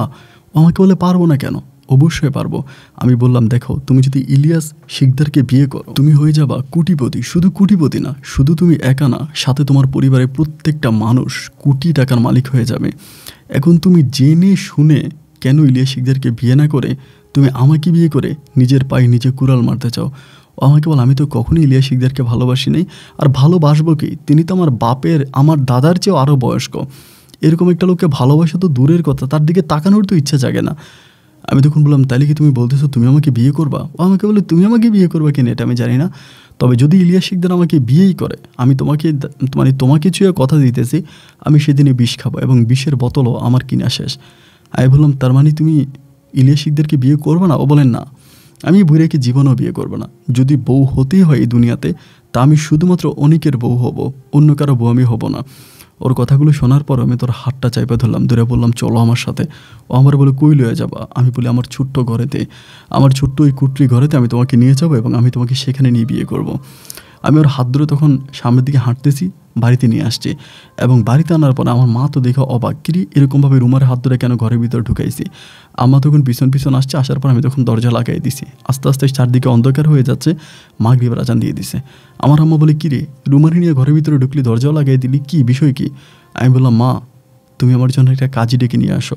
আমার মা বলে, কি বললি, কাজী কেন? আমি বললাম, আমি রুমাকে এখন বিয়ে করব। আমার মা বলে, তুই কি পাগল হয়ে গেছিস নাকি? রুমার সাথে ইলিয়াস শিকদারের বিয়ে ঠিক, কথাবার্তা ঠিক, সব কিছু ঠিক, এখন তুই রুমারে বিয়ে করবি মানে এটা কী ধরনের কথা? আমি তখন বললাম যে, মা আমি তোমাকে যেটা বলেছি আমি সেটাই করব, আমি রুমাকে এই মুহূর্তে বিয়ে করব, এবং তুমি কি কাজী ডাকবা নাকি আমি রুমাকে নিয়ে ঘর থেকে বেরিয়ে নিজে কাজী অফিসে যাব? আমার মা বলে, রুমা তুই কি বলিস? রুমা বলে, আমি অনেককে বিয়ে করবো, আমি ওরা ভালোবাসি। আমার মা বলে, দেখ বাবা, পরে কোনো বিপদ হবে না তো? আমি বলি, না মা, কোনো বিপদ হবে না, তুমি রুমারি নিয়ে ঘরে থাকো, আমি কাজী আনতে যাইতেছি।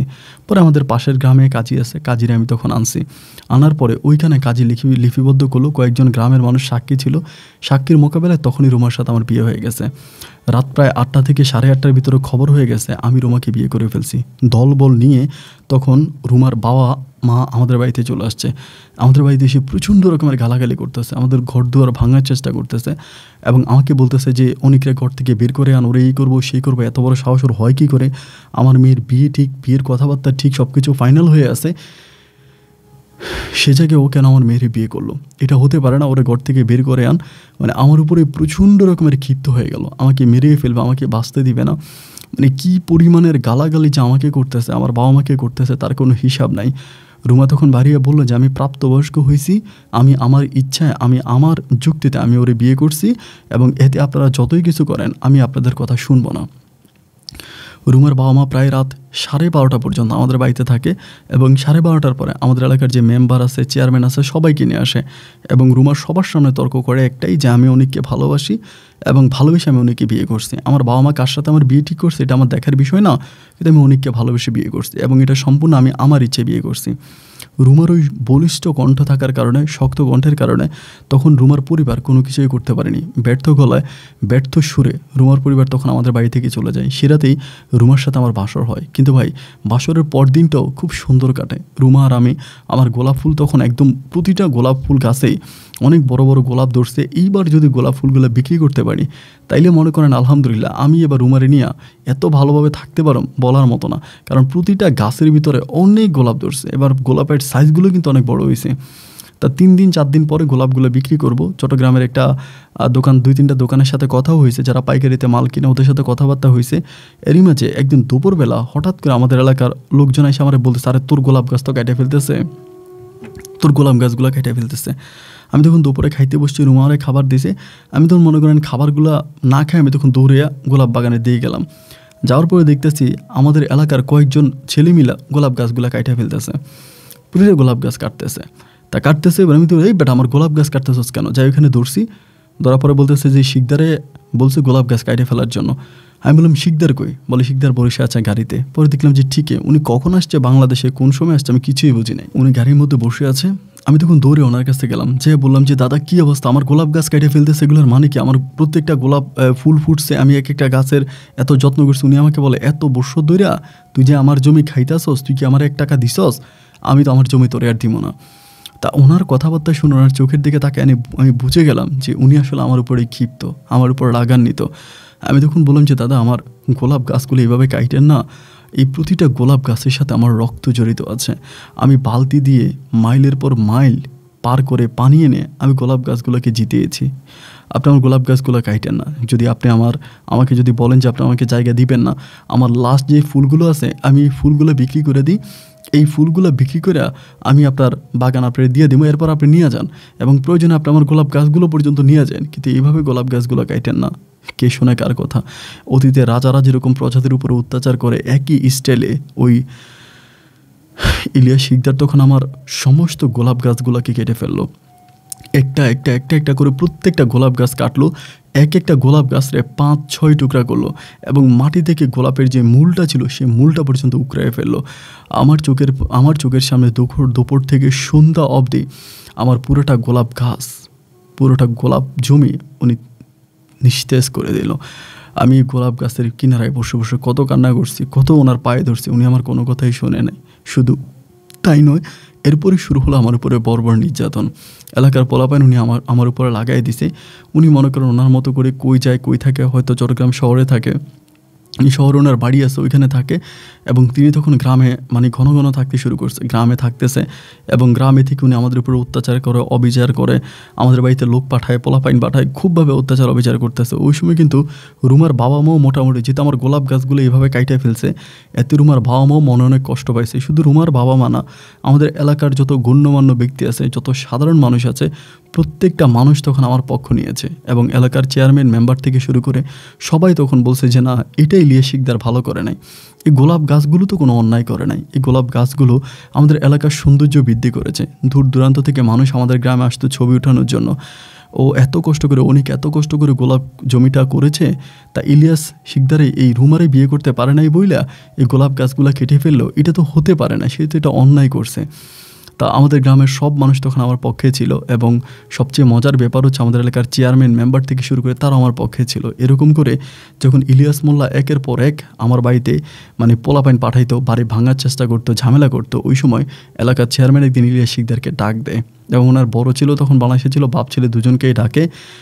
চেয়ারম্যান তখন তার বলিষ্ঠ কণ্ঠে ইলিয়াস শিকদারকে বলল যে আজকের পর থেকে যদি কোনো দিন অনেকের ফ্যামিলিতে কোনো রকমের আপনার কোনো পোলাপাইনে এসে আঘাত করে বা কোনো কিছু করে, আমি কিন্তু অনেকের পক্ষ নিয়ে আপনার নামে থানায় গিয়ে মামলা করব। এমন মামলা আমি করব যে আপনি আর জীবনে ফ্রান্সে ফিরে যেতে পারবেন না, আপনি ভালো হয়ে যান। এইভাবে যখন ইলিয়াস শিকদারকে ধমক দেওয়া হয়, ইলিয়াস শিকদার তখন পাল্টা ধমক দেয় আমাদের এলাকার চেয়ারম্যানরা বলে যে আমি কালকে থেকে এলাকাতে থাকবো, এই এলাকাতে আমি বসবাস করবো, আমি দেখি তুই আমার কি করতে পারিস, আমি ফ্রান্সে ছিলাম বলে, আমি ফ্রান্সে থাকি বলে তোরা গ্রামটারে লুটে পুটে খাইতেছস, আমার কথার কোনো মূল্যায়ন করিস না, আমাকে দাম দেস না, আমি এই গ্রামের একজন কৃতি সন্তান, তো ঠিক আছে আমি দেখব।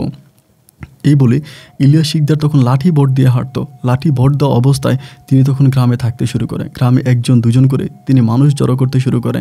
কিন্তু সে জায়গায় চেয়ারম্যান বলিষ্ঠ কণ্ঠে আমার সাথে এসে দাঁড়ায়, আমাকে বলে তুই তোর মতো করে থাক, তুই ইলিয়াস শিকদারের কথা শুনবি না। এইভাবে আমি রুমাকে বুকে জড়িয়ে ধরে পরে চিন্তা করলাম যে কি করা যায়, আমি কি করতে পারবো।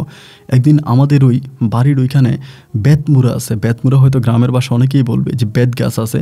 তা রুমা আমার একদিন বলতেছে যে একটা কাজ করো, ওইখান থেকে মোত্তাক গাছে বলতে মানে আমরা গ্রামের বাসা মোত্তাক গাছ বলি, ওরকম মোত্তাক গাছ যেটা দিয়ে বিছনা বানানো হয়। ও আমাকে বলে আমি পাঠি বানাবো, তুমি কয়েকটা মোত্তাক গাছ কেটে নিয়ে আসো। আমি তখন আমাদের ওই বাগান থেকে কয়েকটা মোত্তাক গাছ কাটে আনছি।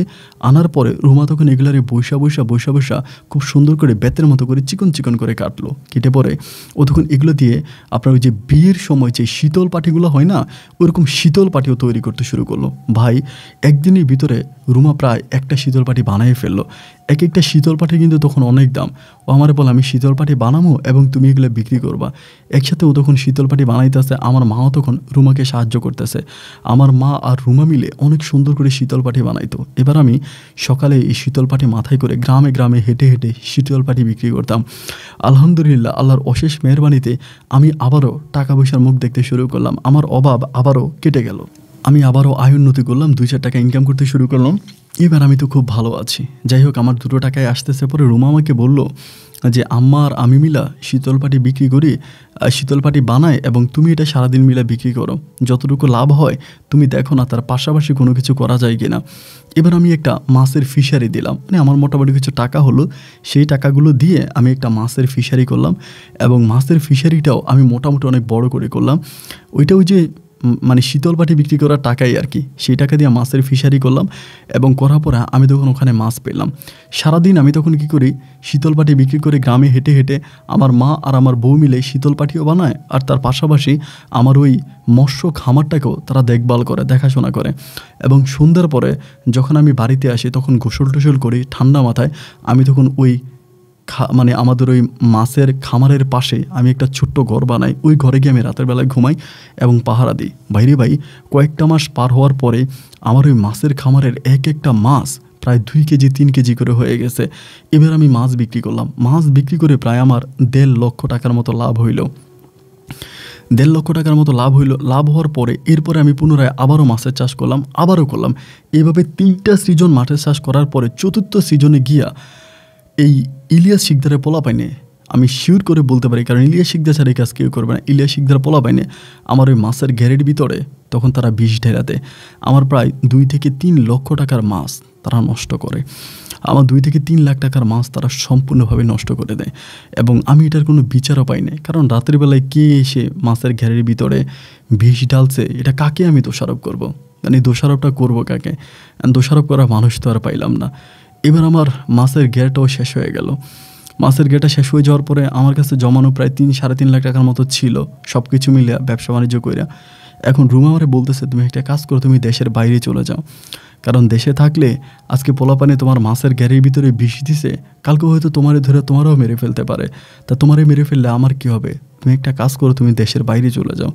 আমি তখন বললাম আমি 2-3 লাখ টাকা দিয়া দেশের বাইরে কোথায় যাব? ও আমার বলে দেখো না যে 2-3 লাখ টাকা দিয়া কোনো দেশে যাওয়া যায় কিনা, যাওয়ার মতো যদি কোনো দেশ থাকে তুমি 2 লক্ষ 3 লক্ষ টাকা দিয়ে দেশের বাইরে চলে যাও, তোমার দেশে থাকার দরকার নেই, আম্মার আমি মিল্লা দেশে থাকবো। আর এরই মাঝে রুমার ঘরেও কিন্তু কোনো সন্তানাদি হচ্ছিল না। আমি অনেক ডাক্তার কবিরাজের কাছে গিয়েছি, আসলে কি আমার রোগ নাকি রুমার রোগ আমি সেটা বুঝি না, কিন্তু আমার কোনো সন্তানাদি হচ্ছে না। তো ওই সন্তানাদি না হোক, আর এরই মাঝে আমার যে ছোটো 3টা বোন ছিল তাদেরকে আমি একজন করে বিয়ে দিয়ে ফেলেছি। 3টা বোনেরও বিয়ে হয়ে গেছে। তখন পরিবারে একমাত্র আমার মা আর আমার বউ, আমার দাদি আছে, বাট দাদি অনেক অসুস্থ, সবসময় অসুস্থতার মধ্যে দাদি আছে। আলহামদুলিল্লাহ সব কিছু মিলিয়ে তখন আমি আমাদের এলাকার একজন লোক ছিল, ইনি আবার বিদেশে লোক পাঠায়, ওনার সাথে বসে একদিন আলোচনা করলাম। ওনারা বললাম যে ভাই এমনি এই টাকাটা আমার কাছে আছে, এখন আমার বউ বলতেছে বিদেশে যাওয়ার জন্য। এখন এই টাকার ভিতরে কোন দেশে যাওয়া যায়? 3 লাখ টাকা আছে, এটা দিয়ে কোনো দেশে যাওয়া যায় কিনা? তিনি তখন হাসতে হাসতে বলল, 3 লাখ টাকা দিয়েও বিদেশ যাওয়া যায়, তবে সেটা ওমান বলে একটা দেশ আছে, ওই দেশে যাইতে পারবা। ওই দেশে যাইতে টাকা কম লাগে এবং সেখানে গেলে মোটামুটি আয় উন্নতি ভালো আছে। তুমি যেহেতু মনে করো কৃষি কাজ করে অভ্যস্ত, ওইখানে গেলে বড় বড় আরবি লোকদের গার্ডেন থাকে এবং সেই গার্ডেনের মধ্যে যদি তুমি কাজ করো, মাস শেষে 20,000 30,000 টাকা তুমি বেতন ফালাইতে পারবা গার্ডেনে কাজ করলে, ওদের এলাকাতে, মানে ওদের বাড়ির যে গার্ডেন আছে ওই গার্ডেনে কাজ করলে। তাই আমি বললাম যে এত কম টাকা দিয়ে? উনি বলে, দেখা যায় যে তুমি ওখানে কাজ করে যদি ভালো ভালো মানে ফসল ফলাইতে পারো, ঠিকমতো দেখাইতে পারো আরবিদেরকে, তা তুমি মাসে 50,000 1 লাখ টাকা ইনকাম করতে পারবা। এই কথা আমাকে আমার দালাল বললো। বলার পরে আমি তখন রুমারে বললাম যে, রুমা, এরকম একটা ভালো অফার পাইলাম, একটা প্রস্তাব পাইলাম, এখন তুমি কী কো? রুমা আমারে বলে, ভালোই তো, তাহলে তুমি চলে যাও ওমানে। তা 3 লাখ টাকা আমার কাছে ছিল, সেই 3 লাখ টাকা এবং রুমার বাবার কাছ থেকে অল্প কিছু টাকা নিছে, যদিও ওর বাবা দিতে চায় না, তাও কিছুটা ওর বাবার কাছ থেকে নিল পরে এবার আমি বিদেশের জন্য লাইন দিলাম। আর এরই মাঝে কিন্তু এই ইলিয়াস শিকদার কিন্তু আর ফ্রান্সে সে ব্যাক করে নাই। রুমাকে বিয়ে করতে পারে নাই বলে সে এলাকাতেই রয়ে গেছে। এলাকার বিভিন্ন ধরনের নাড়ামি যত কাজ আছে, খারাপ যত কাজ আছে, সমস্ত কাজের সাথেও জড়িত। সমস্ত কাজ, খারাপ ধরনের কাজও করে এবং সেগুলোর সাথেও জড়িত আছে। তো যাই হোক, আমার রুমার দিকেও কোনো খারাপ নজর দেয় নাই বা আমার পরিবারে ও কোনো দিন খারাপ কোনো নজরে তাকায়ও নাই, কারণ আমাকে অনেক ভয় পাইতো। একটা পর্যায়ে যেতে আমার পক্ষে চেয়ারম্যান, মেম্বার বা এলাকার লোকজন চলে আসছে। তো যাই হোক, এরপরে আমি তখন ওমানে আলহামদুলিল্লাহ ভিসা প্রসেসিং শেষ হলো এবং সমস্ত রকমের কাজগুলো কমপ্লিট হওয়ার পরে আমি তখন ওমানে চলে গেলাম। এবং ওমানে যাওয়ার পরে আমি আসলে আমার ওই দালাল আমাকে যা বলছিল তাই, আমি ওমানের অনেক দূরে একটা গ্রামের একটা সাইড ইব্রি বলে একটা জায়গা, ওই ইব্রির মধ্যে আমি তখন হচ্ছে গ্রামের একটা আরবির বাড়িতে আমার তখন কাজ হয়। ওই আরবি লেবু বাগান আছে, এরপরে বিভিন্ন ধরনের ফলের বাগান আছে, ওই ফলের বাগানে আমি তখন কাজ করতে শুরু করি। বাইরে ওই ওমানের হিসাবে আমি 50 রিয়ালের মতো বেতন পাইতাম, যেটা বাংলাদেশি টাকায় 10 থেকে 11,000 টাকা হইতো।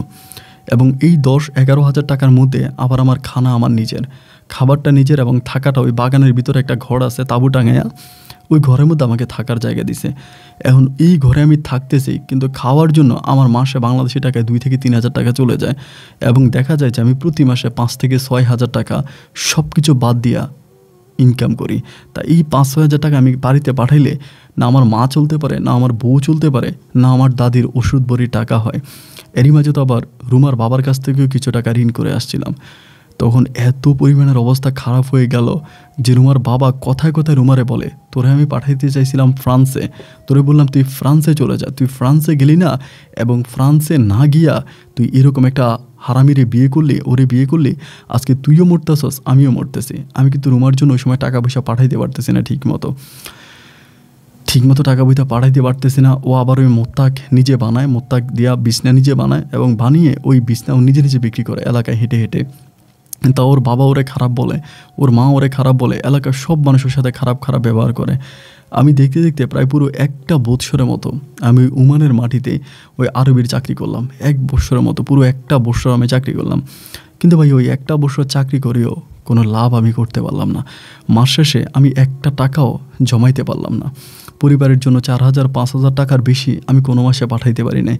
1 বছর এভাবে চলতেছে। এলাকার যাকেই ফোন করি, এলাকার লোকজন যারেই ফোন করি, সবাই খালি একটা কথাই বলে যে রুমারে নাকি সবাই গালাগালি করে যে তোরে বললো তুই ইলিয়াস শিকদারে বিয়ে কর, ইলিয়াস শিকদারে বিয়ে করলে আজকে তোর ফ্রান্সের মতো দেশে তোর বাড়ি থাকতো এবং ইলিয়াস শিকদারের গ্রামের যত জায়গা সম্পত্তি আছে সব কিছুর মালিক হইতে, চট্টগ্রাম শহর ইলিয়াস শিকদারের একটা বাড়ি আছে সেই বাড়িটার মালিক হইতে, ফ্রান্স সহ ইউরোপের বিভিন্ন দেশে তুই ডানা মেলে ডানা কাটা পরীর মতো উঠতে পারলি, তুই কেন অনেকরে বিয়ে করলি এবং অনেকরে বিয়ে করার কারণে আজকে তুই গ্রামে হেঁটে হেঁটে বাইদানের মতো মোত্তাকের বিছনা বিক্রি করা লাগে। রুমা আমাকে ফোন দিয়ে খুব কান্নাকাটি করতো যে মানুষ আমাকে এই ধরনের কথাবার্তা বলে, আমি তো এই কথাবার্তাগুলো নিতে পারতেছি না, কেন আমাকে এরকম করে কথাবার্তা বলে, আমাকে কেন মানুষ এরকম ছোটো করে কথাবার্তা বলে, আমার তো অনেক খারাপ লাগে। ও আমার কাছে কান্নাকাটি করতো। তখন নিজের কাছেও ভীষণ খারাপ লাগতো যে আসলে মানে আমি বা কী করতে পারি আমার জায়গায় থেকে, বা আমি কী করবো, আমি তো কোনো কিছু করতে পারতেছি না। আমি জাস্ট রুমাকে বুঝাই যে রুমা অপেক্ষা করো, সব কিছু ঠিক হয়ে যাবে, হয়তো আমি একদিন ভালো অবস্থানের মধ্যে যেতে পারবো এবং এরকম দুঃখ দুর্দশা থেকে আমরা বেরোতে পারবো। কিন্তু ভাই দুঃখ দুর্দশা থেকে বের হওয়ার আর কোনো রাস্তা আমার কাছে খোলা ছিল না।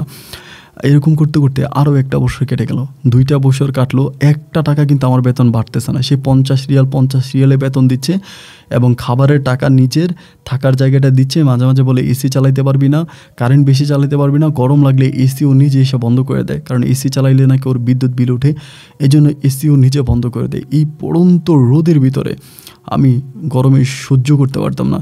দেশে চলে যাব, দেশে গিয়েও বা কী করবো, কারণ আমার জমানো যত টাকা ছিল সবই তো প্রায় শেষ, এবং দেশে গেলে এখন ইলিয়াস শিকদারের আরও মুখোমুখি হবো, আরও খারাপ হবে। এরকম করতে করতে একদিন হঠাৎ করে ওমানের শহরের নাম, মানে রাজধানী শহরের নাম হচ্ছে মাস্কাট। মাস্কাট থেকে একদিন কাইয়ুম ভাই বলে একটা লোক আসছে, বাড়ি ওনার কুমিল্লাতে। কাইয়ুম ভাই এসে বলতেছে আমাদের এখানে আরও 2টা ছেলে আছে, ওদেরকেও বলে যে বেটা তোরার মতো ছেলে এখানে এত কষ্ট করস, ইবরি থেকে একটু সামনে গেলে ওইখানে সাগর, এবং সাগর দিয়া অনেক মানুষ সব ইউরোপে চলে যায়, ইউরোপের মধ্যে চলে যায়, তোরা ইউরোপে চলে যা। এই কাইয়ুম ভাই তখন এই কথা বললো। বলার পরে আমি বললাম যে ভাই কী বলেন, এদিক দিয়ে ইউরোপে যাওয়া যায়? বলে এদিক দিয়ে ইউরোপে যাওয়া অনেক সোজা, অল্প কিছু টাকা লাগে, মাছের ট্রলারের মধ্যে উঠা মাছ ধরতে ধরতে বেটা ইতালি চলে যাবি। আমি বললাম কী বলেন, মাছ ধরতে ধরতে ইতালি গেলে ইতালি থেকে গিয়ে ফ্রান্সে যাওয়া যাবে? উনি আমারে বলে ইউরোপের একটা দেশে গেলে সব দেশে যাওয়া যায়, তুই ইতালিতে গেলে তুই ফ্রান্সে যেতে পারবি, তুই মানে যে কোনো দেশে তুই যেতে পারবি, কোনো সমস্যা নেই, ইউরোপের সবগুলো দেশে যাওয়া যায় একটা দেশে ঢুকলে। তা উনি, আমি বললাম যে ভাই টাকা কীরকম লাগবে? উনি বলে হ্যাঁ মোটামুটি একটা ভালো অ্যামাউন্ট লাগবে।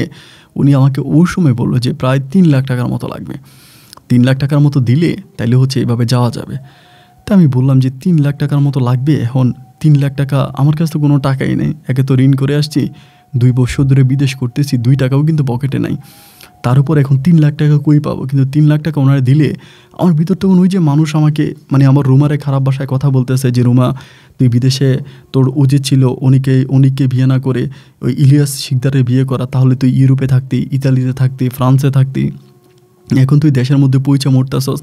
এই যে রুমারে সবাই এই ধরনের কথাগুলো বলে, খারাপ কথাগুলো বলে, সে জায়গা থেকে আমার কাছে মনে হলো তাহলে আমি যদি কোনো না কোনোভাবে ইউরোপের কোনো একটা ভালো দেশে চলে যেতে পারি, বাট আমি যদি রুমাকে ওই দেশে নিয়ে যাই, তাহলে এক পর্যায়ে সবাই বলবে যে না আমাকে বিয়ে করে রুমা ঠকে নাই। এখন তো সবাই রুমাকে বলতেছে রুমা আমাকে বিয়ে করে তার জীবন নষ্ট করছে, তার জীবন শেষ করছে, এরপরে রুমাকে আর এই কথা কেউ বলবে না, এরপরে সবাই বলবে যে রুমা অবশ্যই যেটা করছে ভালো করছে, এবং তখন সবাই রুমার সাপোর্টেই থাকবে। আমার ভিতর তখন মনে হলো যে হ্যাঁ এই কথাটা ঠিক আছে, আমি এটাই করব। আমি তখন রুমার সাথে আলোচনা করলাম, রুমা আমাকে এক কথায় মানা করে দিল। কাইয়ুম ভাই তার ফোন নাম্বার দিয়ে গেল, রুমা আমাকে বলো কোনো দরকার নাই, এভাবে অবৈধভাবে যাওয়ার দরকার নেই, তুমি যে দেশে আসো এই দেশে থাকো, আমি মোত্তাক বিক্রি করি, তুমি আল্লাহর কাছে প্রার্থনা করো, একদিন না একদিন তোমার কাজ পরিবর্তন হবে এবং তুমি টাকা পয়সা ইনকাম করতে পারবা। এই মুহূর্তে কোনো প্রয়োজন নেই এরকম রিস্ক নিয়ে তোমার এই মানে বড় দেশে যাইও না। ও আমাকে মানা করলো। এরপরও আমি মানে বললাম যে না আমি যাব। মার সাথে আলোচনা করলাম, মা আমারে বলে আমি কোত্থেকে দেবো, আমার কাছে টাকা পয়সা নাই। পরে আমি বললাম যে মা আমাদের বাড়ির যে দলিলগুলো আছে এই দলিলগুলো ব্যাংক থেকে জমা দিয়ে কোনো কিছু টাকা উঠানো যাবে কিনা, উঠাও না। আমার আম্মা বলে দলিল জমা দিয়ে ব্যাংক থেকে কয় টাকা আর দিব না। এরপরে শেষ পর্যন্ত আমার আম্মু, মানে আমাদের এলাকাতে সমিতি আছে, সমিতি থেকে টাকা উঠাইছে। তো টাকা উঠানোর পর আমার আম্মা কয়েকটা কিস্তি দেওয়ার পরে বাকি কিস্তিগুলো দিতে পারে নাই, যার জন্য সমিতির খাতা থেকে আমার আম্মুর নামটা কেটে দিছে। আমার আম্মুকে আর লোন দেবে না। আমি তখন আম্মারে বললাম যে আম্মা একটা কাজ করো না, রুমার নামে একটা সমিতির খাতায় রুমার নামে একটা নাম উঠাও, রুমারে ভর্তি করে আমার 3 লাখ টাকা উঠে দাও। আমার আম্মা বলে এটা কি সম্ভব, রুমা কি ভর্তি হইব? আমি বলি হবে। রুমারে বললাম, ও তখন পুরে মানা যে না আমি এটা করবো না। আমি বললাম যে তুমি যদি আমারে ভালোবেসে থাকো, তোমার অনুরোধ তুমি এই কাজটা করো। তুমি জানো না আমি এখানে যদি সারা জীবনও থাকি, এই ওমানের মাটিতে আমি সারা জীবন থাকলেও আমি 10টা হাজার টাকা একসাথে ইনকাম করতে পারবো না। তা আমি এখানে বসে থেকে সারা জীবন মরে যাওয়ার চেয়েও আমি রিস্ক নিয়ে একবার ইউরোপে চলে যাই, এবং ইউরোপে গেলে আমি তোমাকে নিয়ে যাব, আমরা দুজনে মিলে ছোট্ট একটা সংসার করবো, আমরা অনেক ভালো থাকবো। রুমা প্লিজ তুমি আমার কথা শোনো। ও আমাকে বলতেছে দেখো এই কাজটা তুমি করতেছো, বাট আমার কাছে এটা ভালো লাগতেছে না, আমার কাছে মনে হয় না যে এটার মধ্যে ভালো কোনো কিছু পাওয়া যাবে। আমি বললাম অবশ্যই ভালো কিছু পাওয়া যাবে, তুমি জাস্ট আমার কথা শোনো, আমার কথাটা শুনে তুমি আমার সাথে চলো এবং আলবাত তুমি ভালো থাকবা।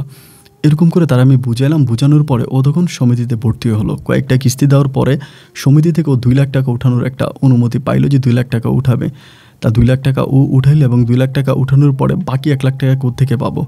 এরপরও মানুষের কাছ থেকে ওইজনের কাছ থেকে 5,000, 10,000, 20,000, 50,000 করে কোনোরকম আরও 1 লাখ টাকার মতো জোগাড় করলো। 3 লাখ টাকা জোগাড় করার পর আমার জন্য 3 লাখ টাকা পাঠাইলো বাংলাদেশ থেকে। আমি তখন কাইম ভাইকে ফোন দিলাম যে কাইম ভাই টাকা জোগাড় হয়েছে, আপনি আসেন। কাইম বাড়ি 3 লাখ টাকা দিলাম এক রাতের ভিতরে, এবং তিনি বললো যে কোনো সমস্যা নেই, যেই শিপে উঠেই দিব ওই শিপে করে তোমরা চলে যেতে পারবা, 2-3টা দেশে নিয়ে তোমাদেরকে ট্রানজিট দিবে, আমি এখান থেকে টাকা পাঠাবো, ট্রানজিটে আমি টাকা পাঠাবো, তোমাদের কোনো সমস্যা নেই, তোমাদের যেই দেশে ট্রানজিট দিবে ওই দেশে খাওয়াবে রাখবে এবং আরেকটা শিপে তোমাদেরকে উঠে দিবে। এরকম করে শিপ পরিবর্তন হতে হতে একটা পর্যায়ে তুমি ইতালিতে চলে যেতে পারবা। আমি তো ভাই ওনার কথা মতো তখন সমুদ্র পাড়ে চলে গেলাম। সমুদ্র পাড়ে যাওয়ার মতো মাছের ট্রলারের মধ্যে সবাইকে উঠিয়ে দিল। আমি একা না, প্রায় 21 জনের মতো আমরা ছিলাম। তা ট্রলারে উঠে দেওয়ার পরে ট্রলারটা যখন মাঝ সাগরে পার হয়ে গেল, আরব সাগর, তখন সবাই মিলে বসে বসে সবার সাথে আলোচনা করলাম, ভাই কী অবস্থা, আপনারা যে রওনা দিলেন। আমার কাছে ভাই যদি কেউ বিশ্বাস করবে কিনা জানি না, বাংলাদেশি টাকা মনে হয় 1000 না 1500 টাকার মতো আছে, ওমানি টাকায় প্রায় 5 টাকা 6 টাকার মতো আছে। মাছ ধরিয়া যাওয়ার পরে ভাইদেরকে, যে ভাইগুলো আমার সাথে ওদেরকে জিজ্ঞেস করলাম যে ভাই আপনাদের কাছে কীরকম টাকা পয়সা আছে বা টাকা পয়সা কে কত দিয়েছেন। ওরা সবাই বলে আমরা সবাই 3 লাখ টাকা দিয়ে দিছি, কিন্তু আমাদের প্রত্যেকের কাছে 5-6 লাখ টাকার মতো আছে। আমি বললাম কী বলেন, আপনারা প্রত্যেকে 5-6 লাখ টাকার মতো নিয়ে রওনা দিলেন কেন? আমরা টিকিট তো কাটিয়ে ফেলছি, দালালটা টাকা দিয়ে দিছি, এই টাকায় তো নিয়ে আমাদেরকে নিয়ে যাবে, তাহলে আপনারা কেন 5-6 লাখ টাকা আপনাদের কাছে নিলেন? সবাই তখন আমার দিকে তাকে হাসতেছে। আমরা বলো ওই মেয়ে আপনি বেকুব নাকি, 3 লাখ টাকায় কি আর ইউরোপে যাওয়া যায়? আমি বললাম উনি তো 3 লাখ টাকা দিয়ে যাচ্ছে। উনি বলে 3 লাখ টাকা দালালকে দিয়েছেন, ওইটা ওইখানেই শেষ, এরপরে প্রতিটা জায়গায় যাবেন ওইখানে টাকা দিয়ে দিয়ে যাওয়া লাগবে। আমি বললাম ভাই আমার কাছে তো টাকা নাই। সবাই তখন হাসে, বলে যে টাকা না থাকলে সাগরে লাভ দেন, লাভ দিয়ে সাঁতার কেটে আবার রোমান যেয়ে উঠে যান। আমি আর কী করবো ভাই, এরকম করে আমাদেরকে তখন ইরানে নিয়ে গেল। ইরানে নিয়ে যাওয়ার পরে ওইখানে যে ভাইগুলো ছিল তারা কিন্তু আমাকে অনেক সাহায্য করছে। আমার কাছে টাকা নাই, টোটালি টাকা নেই, ওরা আমারে খাওয়াইছে রাখছে, বা আমি তো সহজ সরল মানুষ ছিলাম, ওরা আমার নিজের মতো করে আমাকে খাওয়া দাওয়া দিছে বা সব কিছু ওদের মতো করেই করছে। এরকম করে করে ইরান থেকে আমরা আবারও বোটে উঠলাম, এবং বোটে ওঠার পরে এরপরে কোন একটা জায়গায় গিয়ে আমাদেরকে কোস্ট গার্ড ধরছে, কোন দেশের কোস্ট গার্ড জানি না, ধরার পর আমাদেরকে ভিতরের দিকে নিয়ে গেল। এবার অন্ধকার একটা ঘরে আমাদেরকে ঢুকিয়ে ফেলছে, একেবারে অন্ধকার একটা ঘরে, এবং সেই অন্ধকার ঘরে ঢুকানোর পরে যার কাছে যত টাকা পয়সা ছিল সমস্ত টাকা পয়সাগুলো নিয়ে নিছে, এবং সমস্ত টাকা পয়সাগুলো নেওয়ার পরে ওইখানে শুরু হয়েছে মায়ের। হাইরে মায়ের, এই মাইর না, ভর নির্যাতন, মানে এতভাবে মারতেছে, কোনোদিন গরুরে এভাবে মারে না। সবাইরে বলে এলাকাতে ফোন দে, বাড়িতে ফোন দে, টাকা আন। কত টাকা? 10 লাখ টাকা। প্রতিজনকে বলে 10 লাখ টাকা করে আন বাড়ি থেকে, নাইলে মেরে ফেলবো। ওখানে বাঙালি মানুষরাই পিটাই দিয়েছে। তা 10 লাখ টাকা তো দূরের কথা, আমার পরিবার থেকে 10 টাকাও তো দেওয়ার সামর্থ্য নাই। বাইরে আমার এবার এমনভাবে মারা শুরু করছে, মানে যে মারের বর্ণনা দিয়ে আমি শেষ করতে পারবো না। প্লাস আপনারা হয়তো অনেকেই চিনেন যেটা ইলেকট্রিক কাজে ব্যবহার করা হয়, ওই প্লাস দিয়ে ধরে আঙুলগুলোকে চাপ দেওয়া হচ্ছে, এমনভাবে চাপ দেওয়া হচ্ছে বলে বোঝাতে পারবো না। এবং গরম, একদম গরম তুলতুলে গরম পানি, যেটা দিলে শরীর পুড়ে যাবে, এরকম গরম পানি মাথার তালুর মধ্যে ঢালা হচ্ছে, এবং বলে বাড়িতে ফোন করে না হলে মেরে ফেলবো। এবার জীবন বাঁচানোর ভয়ে তখন বাড়িতে ফোন দিলাম। ফোন রিসিভ করছে আমার বউ, রুমা রিসিভ করছে। আমি রুমারে চিৎকার করে আমি আমার বউরে তখন মা ডাকা শুরু করছি। আমি বলি রুমা মারে, আমারে বাসা, আমার এরকম করে মেরে ফেলতেছে। কোন দেশে যে আমার আনসার আমি জানি না, একটা অ্যাকাউন্ট দিস, ওই অ্যাকাউন্টে 10 লাখ টাকা পাঠা, যদি 10 লাখ টাকা পাঠাস রে রুমা, আমারে ছাড়বো না, এলে আমারে ছাড়বো না। রুমা তখন বলতেছে আমি টাকা পাবো কোথায়? আমি বলে জানি না, আমি শুধু অ্যাকাউন্ট নাম্বারটা দিছি। অ্যাকাউন্ট নাম্বারটা, রুমা অ্যাকাউন্ট নাম্বারটা লিখছে। লেখার পরে আবার শুরু হইলো মায়ের। সবাই টাকা চলে আসছে, আমার টাকা আসতেছে না। সপ্তাহখানিক পরে তারা আমারে সবাইরে প্রায় ছেড়ে দিছে, আমার ওইখানে আটকায় রাখছে। সবারই ছেড়ে দিচ্ছে, আমাকে আটকা রাখছে, কারণ আমার টাকা তো আসে নাই। সপ্তাহখানিক পরে আমার আবার মাইর, এমন মারা এবার মারতেছে রে ভাই, মনে হয় শরীরের চামড়াগুলোকে উঠে ফেলতেছে। এবং ব্লেড দিয়ে, আপনারা কেউ বিশ্বাস করবেন কি জানি না, ব্লেড দিয়ে আমাকে উলঙ্গ করে আমার এমন জায়গার ভিতরে ব্লেড দিয়ে কাটতেছে যে জায়গার বর্ণনা আমি দিতে পারবো না। আমি চিৎকার দিয়ে বললাম রে ভাই ঠিক আছে, আমি টাকার ব্যবস্থা করে বাড়িতে ফোন দাও। রুমারে ফোন দিয়ে বললাম যে রুমারে আমার এইটার ভিতরে ব্লেড দিয়ে কাটতেছে রে রুমা, আমি আর পারতেছি না। রুমা বলে আমি টাকা পাঠাবো আজকে রাতের মধ্যে। এবং আজকে রাতের মধ্যে রুমাকে টাকা পাঠাইছে কি পাঠায় নাই আমি সেটুকুন জানি না। ওরা রাতের মধ্যে আমাকে মায়ের বন্ধ করে দিছে। পরের দিন আমারে বলতেছে সবাই তো চলে গেছে, তুই যাবি কেমনে? তোর তো যাওয়ার কোনো জায়গা নেই, তোর আরেকটা শিপে উঠাই দিই, তুই আরেকটা শিপে করে যা। আমি বললাম টাকা দিছে? বলে টাকা দিছে। কত টাকা দিছে? আমি এটাও আর জিজ্ঞেস করলাম না। আমাকে ভাই আরেকটা শিপে উঠাই দিল। এই শিপে যাওয়ার পরে আমার আরেক দেশের আর্মিতে আমাকে ধরলো। আর্মি বলতে মানে আপনার ওই যে নৌবাহিনী আর কি, এরা ধরলো আমারে একা। আমি আরও কয়েকজন ছিল সাথে, সবারই ধরছে। ধরার পরে সেখান থেকে আমার কাছে টাকা চাইছে, আমি টাকা দিতে পারি নাই। সবার কাছে তো টাকা আছে, আমার কাছে তো ভাই টাকা নাই। ওইখান থেকে ধৈর্য আমাকে তখন ঢুকাই দিল ওখানকার জেলে। মানে কত মাস আমি জেলে ছিলাম তার কোনো হিসাব আমার কাছে নাই। আমাকে কোনো মোবাইল ফোন দেওয়া হয় না যে আমি আমার পরিবারের সাথে 1 মিনিটের জন্য যোগাযোগ করব, কথা বলবো। একটা সেকেন্ডের জন্য আমার কাছে মোবাইল ফোন দেওয়া হয় না। আমি কারোর সাথে কথা বলতে পারি নাই। কয় মাস ওইখানে আটকায় রাখছে তার কোনো হিসাব নাই। একদিন একটা বাউন্ডারির ভিতরে কাজ করতেছি, ওই বিভিন্ন গাছ আছে, গাছ কাটতেছে, পরিষ্কার করতেছে। বাউন্ডারির পাশে দিয়া মনে হলো যেন মানুষ যাইতেছে, মানে রাস্তা দিয়ে, এরকম মনে হলো মানুষের কথা। এবার কাজ করতে করতে হঠাৎ করে ওই দেওয়ালের কাছে গিয়ে লাফ দিয়ে দেওয়ালের উপর উঠে গেছে। ওইটা দেওয়াল টপকিয়ে ওই পাশে চলে গিয়ে দিছি দৌড়। ওরা যদিও পুলিশ এদিক দিয়ে আমাদেরকে দৌড়াইতেছে, আমার ধরতে পারেনি। আমি দৌড়াইতে অনেক দৌড়ানোর পরে একটা বাড়ির মধ্যে গিয়ে উঠছি, জঙ্গলের ভিতরে একটা বাড়ি। ওই বাড়ির দরজায় গিয়ে দরজা ধাক্কাইতে শুরু করছি, দরজা খুলছে, আমি বলে পানি পানি পানি বলতেছি। এবার আরবিতে ময়া বলতেছি, ইংলিশে আবার ওয়াটার বলার পরে তারাই না আমার পানি দিছে। ভাই মনে হয় ওইটা আমার জীবনে সবচেয়ে, মানে আমি ওই পানি খাইয়ে মনে হয় বাইচে গেছি, না মানে মরে যেতাম। আমার মনে হয় ভিতরে সব শুকিয়ে গেছে। আমি পুরো এক জগ পানি ঢক ঢক ঢক ঢক ঢক ঢক ঢক ঢক ঢক ঢক করে খেয়ে ফেলার পর ওইখানে আমি অজ্ঞান হয়ে যাই। জ্ঞান ফেরার পর ওখানে একটা বয়স্ক মহিলা, উনি মোটামুটি ইংলিশ বুঝে। ওটা যে কোন দেশ আমি ওইটাও জানি না। আমি কান্নাকাটি করেছি, আমার এমনি এমনি দেশে পাঠা, আমি মরে যাইতেছি। পরে সে কী করে ওই তাদের পুলিশের সাথে কথাবার্তা বলে আমাকে পুনরায় আবার ওইখান থেকে জেলে দেওয়া হয়। তবে এই জেলে কিন্তু খারাপভাবে দেয় না, আমাকে দেশে পাঠাই দিবে এই জন্য দেওয়া হয়। ওই জেলে 21-22 দিন থাকার পরে সেখান থেকে টিকিট করে আমাকে তখন বাংলাদেশে পাঠানো হয়। এবং আমি প্রায় এই যে ঘটনাগুলো ঘটলো, আমি প্রায় টোটাল 9 মাসের মতো আমি জেলে ছিলাম। 9 মাসের মতো আমাকে আটকায় রাখছে। 9 মাস পর আমাকে ছাড়া হয়েছে। ওই মহিলার মাধ্যমে আমি তখন আলহামদুলিল্লাহ বাংলাদেশ এয়ারপোর্টে আসি। তখন ভাই এমন কাপড় চোপড়, মানে আমাকে দেখে মানুষ হাসতেছে। মানে হাতে কোনো ব্যাগ নাই, কিছু নেই, কোনো পাসপোর্ট নাই, কিছু নেই, জাস্ট একটা কাগজ দিছে। ওই কাগজ আউটপাস নাকি কাগজ, ওইটা দিয়ে আমাকে এয়ারপোর্ট থেকে ছাড়ছে, ওইটা দিয়ে আসছি। আসার পরে নামার পরে ঢাকা এয়ারপোর্ট থেকে বের হয়েছি, চট্টগ্রাম এয়ারপোর্ট থেকে বের হয়েছি।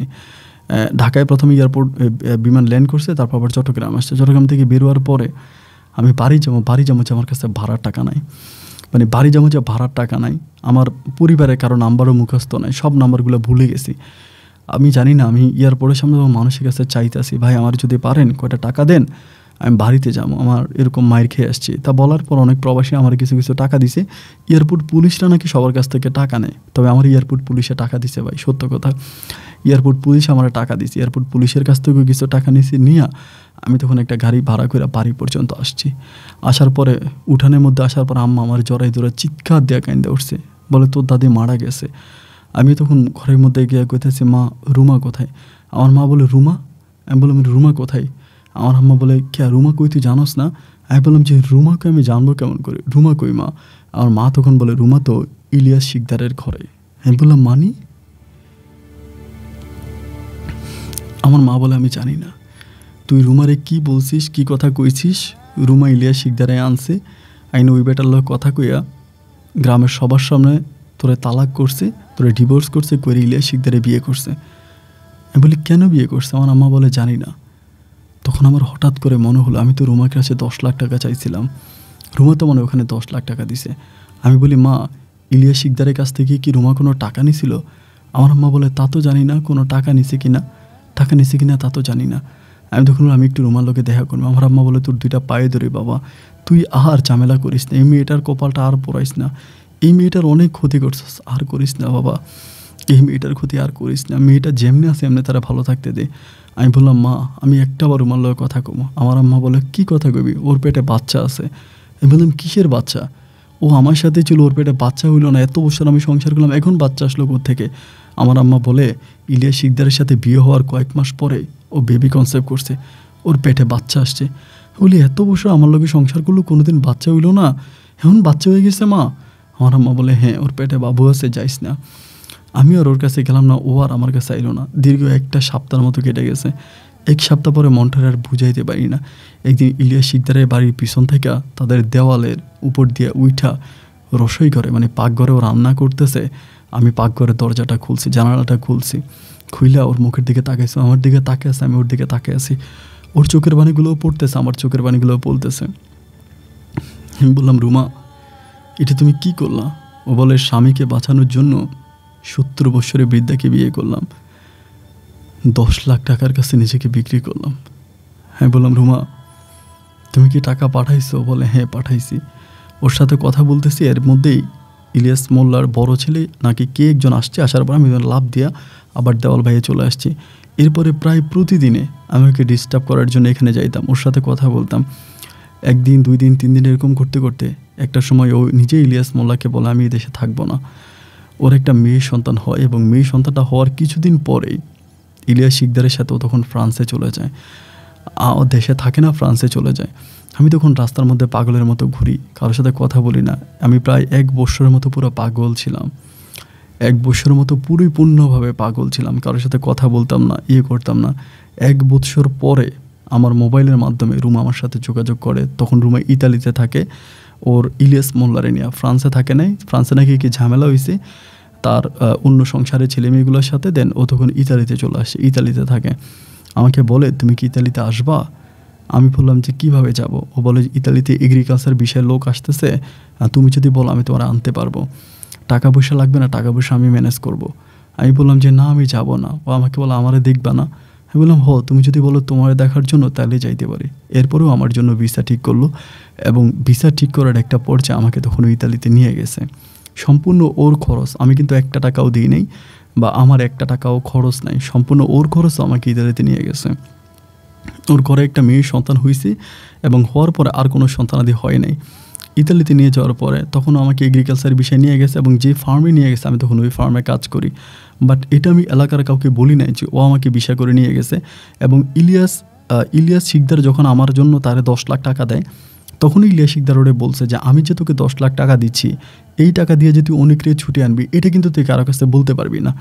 এই রুমাও কিন্তু কারো কাছে বলে নাই যে ওরে ইলিয়াস শিকদারে 10 লাখ টাকা দিয়েছে, ওই টাকাও আমারে পাঠায় আমাকে ইরান থেকে ছুটে আনছে, তোরা বলে নাই, কারো কাছে বলে নাই। ঠিক তেমনি আমাকে ইতালিতে নিয়ে গেছে, ও আমাকে বলে ইতালিতে যে আমি তোমাকে আনছি এটা তুমি কারো কাছে বইলো না।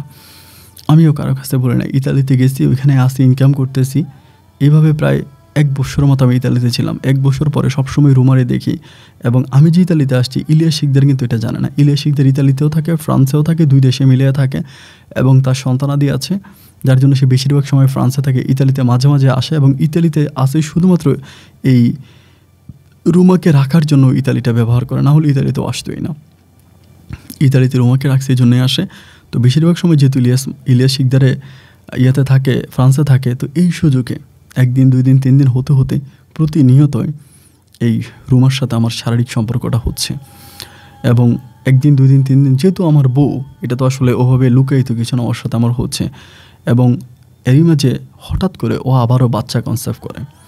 তখন এই ইলিয়াস শিকদারের বয়স প্রায় 75-এর কাছাকাছি, 75 বছর বয়স, ও আবার বেবি কনসেপ্ট করে। আমি বললাম যে এই বেবির বাবা আমি। ও আমাকে বলে যে না তুমি না, এটা ইলিয়াস শিকদার, ওর মানে বাচ্চার বাবা। তখন একটা ছেলে হয়, তো যা বলে তাই ছেলেটা হয় এবং ছেলেটা দেখতে অবিকল আমার মতো হয়। মানে এখনও আমার বাচ্চার বয়স প্রায় 3 থেকে 3.5-4 বছরের মতো হয়েছে। অবিকল আমার মতো একদম, চেহারা যে কোনো দেখলে যে কোনো কেউ বলবে যেটা আমার বাচ্চা। তা এই কয়েকদিন ধরেই, লাস্ট কিছুদিন ধরে রুমা আমাকে বলতেছে তুমি ইতালি থেকে চলে যাও, অন্য কোনো দেশে চলে যাও। তুমি ইতালির পাশাপাশি অনেক দেশ আছে, অন্য কোনো একটা দেশে চলে যাও, তুমি এখানে থাইকো না, তুমি এখানে থাকলে আমার সংসারটা ভেঙে যাবে। আমি ওরে বললাম তুমি আমার সাথে চলো, আমি তোমারে নিয়ে যাই, আমরা দুজনে মিলে অন্য কোনো দেশে চলে যাই। আমাকে বলে আমি ইলিয়াস শিকদারের সাথে এত বড় বেইমানি করতে পারবো না। এই লোকটা আমাকে বিয়ে করছে শুধু একটা মাত্র কারণে, শেষ বয়সে যখন আমি তার সাথে থাকি, তার সেবা যত্ন করি, কারণ তার ছেলেরা তার খোঁজ খবর নেয় না, তার সেবা যত্ন করে না। এখন সে আমাকে বলতেছে শেষ বয়সে সে আমাকে বিয়ে করছে, আমি তার খোঁজ খবর নেওয়ার জন্য, তাকে অন্তত সে মরণকালে যেন তার সাথে থাকি। এই লোকটার সাথে আমি বেইমানি করতে পারবো না। ওর সাথে আমি অনেক বেইমানি করছি। বিয়ে শাদী ঠিক হওয়ার পরে আমি তোমাকে বিয়ে করছি, এরপরে তোমার জন্য ওর কাছ থেকে টাকা নিয়ে তোমাকে বাঁচিয়ে আনছি, আবার তার টাকা দিয়েই আমি তোমাকে ইতালিতে আনছি। এখন আমি তাকে ছেড়ে চলে যাব তোমার সাথে, এত বড় বেইমানিটা আমি করতে পারবো না। আমার 2টো সন্তান আছে। আমি বললাম যে দেখো, আমি তোমাকে গ্যারান্টি দিয়ে বলতে পারবো তোমার ছেলে সন্তান যেটা আছে এটা আমার সন্তান। তুমি আমার সাথে চলো, যদি না চাও আমি কিন্তু এখানে বাঙালি ফোরাম আছে, বাঙালি মানুষজন আছে, সবাইকে ডাকবো, ডেকে আমি বলবো যে এটা আমার সন্তান এবং এইটা বলে আমি তোমাকে আমার কাছে নিয়ে যাব। ও আমার পা ধরে মাপ চায় যে এই কাজটা তুমি কইরো না। এবং গোপনে একদিন আমি ওর কিছু ভিডিও করি, ওর সাথে আমার অন্তরঙ্গ কিছু ভিডিও করি। আমি ওর এই ভিডিও দেয়াই ও হুমকি দেই যে দেখো তুমি আমার সাথে চলো, তুমি এই বুইরারে রেখে আমার সাথে চলো, তুমি তোমার জীবনটা এভাবে নষ্ট করো না। ও আমাকে বলে আমার জীবন তো নষ্ট হয়েই গেছে, আমার জীবন নিয়ে আর কোনো চিন্তা করো না, তুমি বাংলাদেশে যাও, দেখে শুনে একটা সুন্দর মেয়েকে বিয়ে করো, প্রয়োজনে এই মেয়েটাকে নিয়ে তুমি ইউরোপের অন্য কোনো একটা দেশে গিয়ে তুমি সংসার বাঁধো, তুমি ইতালিতে থাইকো না। কারণ আমার হাজব্যান্ড ইদানিং ধরে ইলিয়াস শিকদারের সন্দেহ করতেছে যে আমার কোনো না কোনো অবৈধ সম্পর্ক আছে, এটাও বুঝতেছে, আমাকে অনেক সন্দেহ করে, আমাকে অনেক কথাবার্তা শোনায়, তুমি আমার সংসারটা ভাঙো না। ঠিক এমতো অবস্থায় ভাই আমি কি করব বুঝতে পারতেছি না। একমতে মনে হয় যে সব মায়া ত্যাগ করে ইতালি থেকে ইউরোপের অন্য কোনো একটা দেশে গিয়ে নতুন করে বেঁচে থাকি, নতুন করে বিয়ে শাদী করি। আবার মনে হয় যে আমি নতুন করে বিয়ে শাদী করবো, ঠিক আছে, কিন্তু রুমার কী হবে? রুমা তো এই বুইরার সাথে আসলেই থাকতে চায় না, তার মন তো চায় না, সে বাধ্য হয়ে থাকতেছে। আমার কাছে মনে হয় আমি যদি আরেকটা মাস থাকি তাহলে মনে হয় রুমা আমার সাথে চলে যাবে, আমি যদি আর 2টা মাস থাকি তাহলে মনে হয় রুমা আমার সাথে চলে যাবে। এরকম বর্ষা নিয়ে আমি পড়ে আছি। রুমা আমাকে বারবার বলে এখান থেকে চলে যাও, থাইকো না। কিন্তু আমার বিশ্বাস যে একদিন রুমা আমার সাথে ঠিকই ইতালি থেকে চলে যাবে অন্য কোনো দেশে, এবং সেই দেশে আমি রুমাকে নিয়ে ভালো থাকবো। আপন ভাই, আমি জানি না ঠিক কী করবো, আমার কি করা উচিত, তাই সর্বশেষ আপনার ধারস্থ হইলাম। অনেক মানুষকে জীবনের কথাগুলো বললাম, সঠিক সিদ্ধান্ত কেউ দিতে পারে না। কেউ আমাকে বলে অন্য কোনো দেশে গিয়ে নতুন করে বিয়ে কর, আবার কেউ বলে অপেক্ষা কর, হয়তো রুমার মন পরিবর্তন ঘটবে।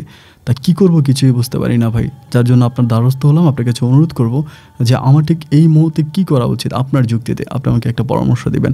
আপন ভাই, অনেক কিছু হয়তো বলা হয়নি, কোনো কিছু না বুঝলে আমার সাথে যোগাযোগ করবেন। ভালো থাকবেন, আসসালামু আলাইকুম।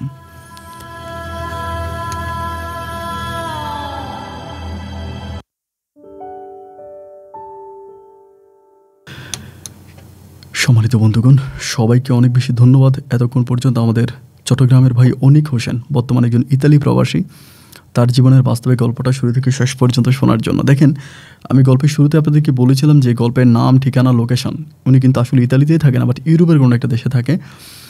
আমি নাম, ঠিকানা সব কিছুই হাইড করেছি শুধু এই কারণে যাতে তার গল্পটা কোনোভাবে ইলিয়াস শিকদার নামক যে লোকটার ছদ্মনাম আমরা ব্যবহার করেছি সে যেন গল্পটা জানতে না পারে, এবং তারপর যদি সে গল্প শুনে সে কিন্তু বুঝে যাবে। আমি কিন্তু অনেক ভাইকে বললাম যে ভাই আমি নাম ঠিকানা হাইড করলাম, আপনার সব কিছু হাইড করে গল্প প্রচার করলাম, কিন্তু এরপরেও তো ইলিয়াস শিকদার বুঝে যেতে পারে। উনি বলে যদি বুঝে যায় তাহলে বুঝে যাক, এবং বুঝে গিয়ে সে রুমাকে ছেড়ে দেখ, রুমাকে ছেড়ে দিলে আমি রুমাকে বিয়ে করব। তো সে আমাকে ভাবে আমাকে বললো যে শুধু নাম ঠিকানাগুলো হাইড করে আপনি গল্প বলেন, যদি সে ধরা খায় তাহলে ধরা খাইলে খাবে, আমিও চাই যে ইলিয়াস শিকদার রুমাকে ছেড়ে দেখ। তো যার জন্য তার অনুমতিক্রমে আমি গল্পটা প্রচার করলাম। জানি না আসলে এই গল্পের শেষ পর্যন্ত কি হবে, বা এটা কোনো রকমের ঝামেলা হবে কিনা। আমি আল্লাহর কাছে প্রার্থনা করি যাতে কোনো ঝামেলা না হয়, গল্পটা যাতে গল্পের মতো করেই থাকে। এবং আমার মতে ইলিয়াস ভাইকে আমি যেটা ইমেলে বলেছিলাম, রিপ্লাই করেছিলাম, এখনও বলি, আমি ইলিয়াস ভাইকে একটা কথাই বলেছি যে ভাই আপনি অনিক ভাইকে একটা কথাই বলেছি যে ভাই আপনি বিয়ে করেন, প্রয়োজনে বাংলাদেশে আসেন, এসে বিয়ে শাদী করে আপনার বউ নিয়ে আপনার আদার্স কোনো একটা কান্ট্রিতে চলে যান। মানে আমার যুক্তিতে মনে হয় এটা ঠিক হবে, কারণ রুমা মেয়েটা অনেক কষ্ট করছে অনিকের জন্য, অনেক করছে আসলে। আর কত, সে কিন্তু অনিককে বারবার বলছে যে তুমি ইউরোপের দিকে পা দিও না, কিন্তু অনিক এই কথা না শুনে ইউরোপের দিকে পা দিল, এবং এটাই ছিল তার জীবনে সবচেয়ে চরম ভুল। এবং সেই ভুলের কারণে আজকে এই রুমার জীবনে চলে আসলো ইলিয়াস শিকদার, এবং এই মেয়েটার আজকে এই করুণ পরিণতি। বাট ভীষণ খারাপ লাগলো অনিক ভাই লাস্টের কথাগুলো শুনে, যেটা আমি অনিক ভাইকে তখনও বলেছি, এখনও বলি যে আপনি রুমার ভিডিও করেছেন, রুমাকে ব্ল্যাকমেল করার ট্রাই করতেছেন, এটা কখনোই করেন না। এটা করলে মানে গজব সরাসরি পড়ে যাবে, রুমা আপনাকে গজবে দিতে হবে না, ও আল্লাহর কাছে আপনার জন্য হাত তুলতে হবে না, গজব ডিরেক্টলি আল্লাহর তরফ থেকে আপনার উপরে চলে আসবে। তো এটা কখনোই করেন না, এটা এইরকম বোকামি, এই ভুল কখনোই করেন না। রুমাকে ছেড়ে দেন। রুমা যদি, যেহেতু ইলিয়াস শিকদারের সাথে এতগুলো বৎসর সে আছে, বাকি জীবনটাও থাকতে পারবে, আপনি নতুন করে বিয়ে করে সংসার করেন, এই মিছে মায়ার পিছনে, মরিচিকার পিছনে দৌড়েন না। আপনি যদি একটা বিয়ে করে সংসার করেন, আপনার জন্য ভালো, রুমার জন্য ভালো, ইলিয়াস শিকদারের জন্য ভালো, ইভেন আপনাদের দুটো পরিবারের বাবা মায়ের জন্য ভালো হবে, আমার তরফ থেকে মনে হলো আর কি। তারপরেও প্রিয় বন্ধুরা, আপনারা যারা গল্পটা শুনেছেন আপনাদের কাছেও একটা মতামত অবশ্যই আছে, আপনারা আপনাদের মতামতটা কমেন্ট বক্সে লিখবেন, এবং লেখার পরে আমার ইতালি প্রবাসী ভাই অনিক কমেন্টগুলো পড়বে, পড়ে হয়তো তিনি তার জীবনে একটা সঠিক সিদ্ধান্ত নিতে পারবে। সবাই ভালো থাকবেন, সুস্থ থাকবেন, আপনাদের সুস্থ থাকার প্রত্যাশা আমি আপনার আজকের মতো এখানেই বিদায় নিচ্ছি। দেখা হবে অন্যদিন অন্য কারো বাস্তব জীবনের গল্প নিয়ে। আল্লাহ হাফেজ অ্যান্ড আসসালামু আলাইকুম।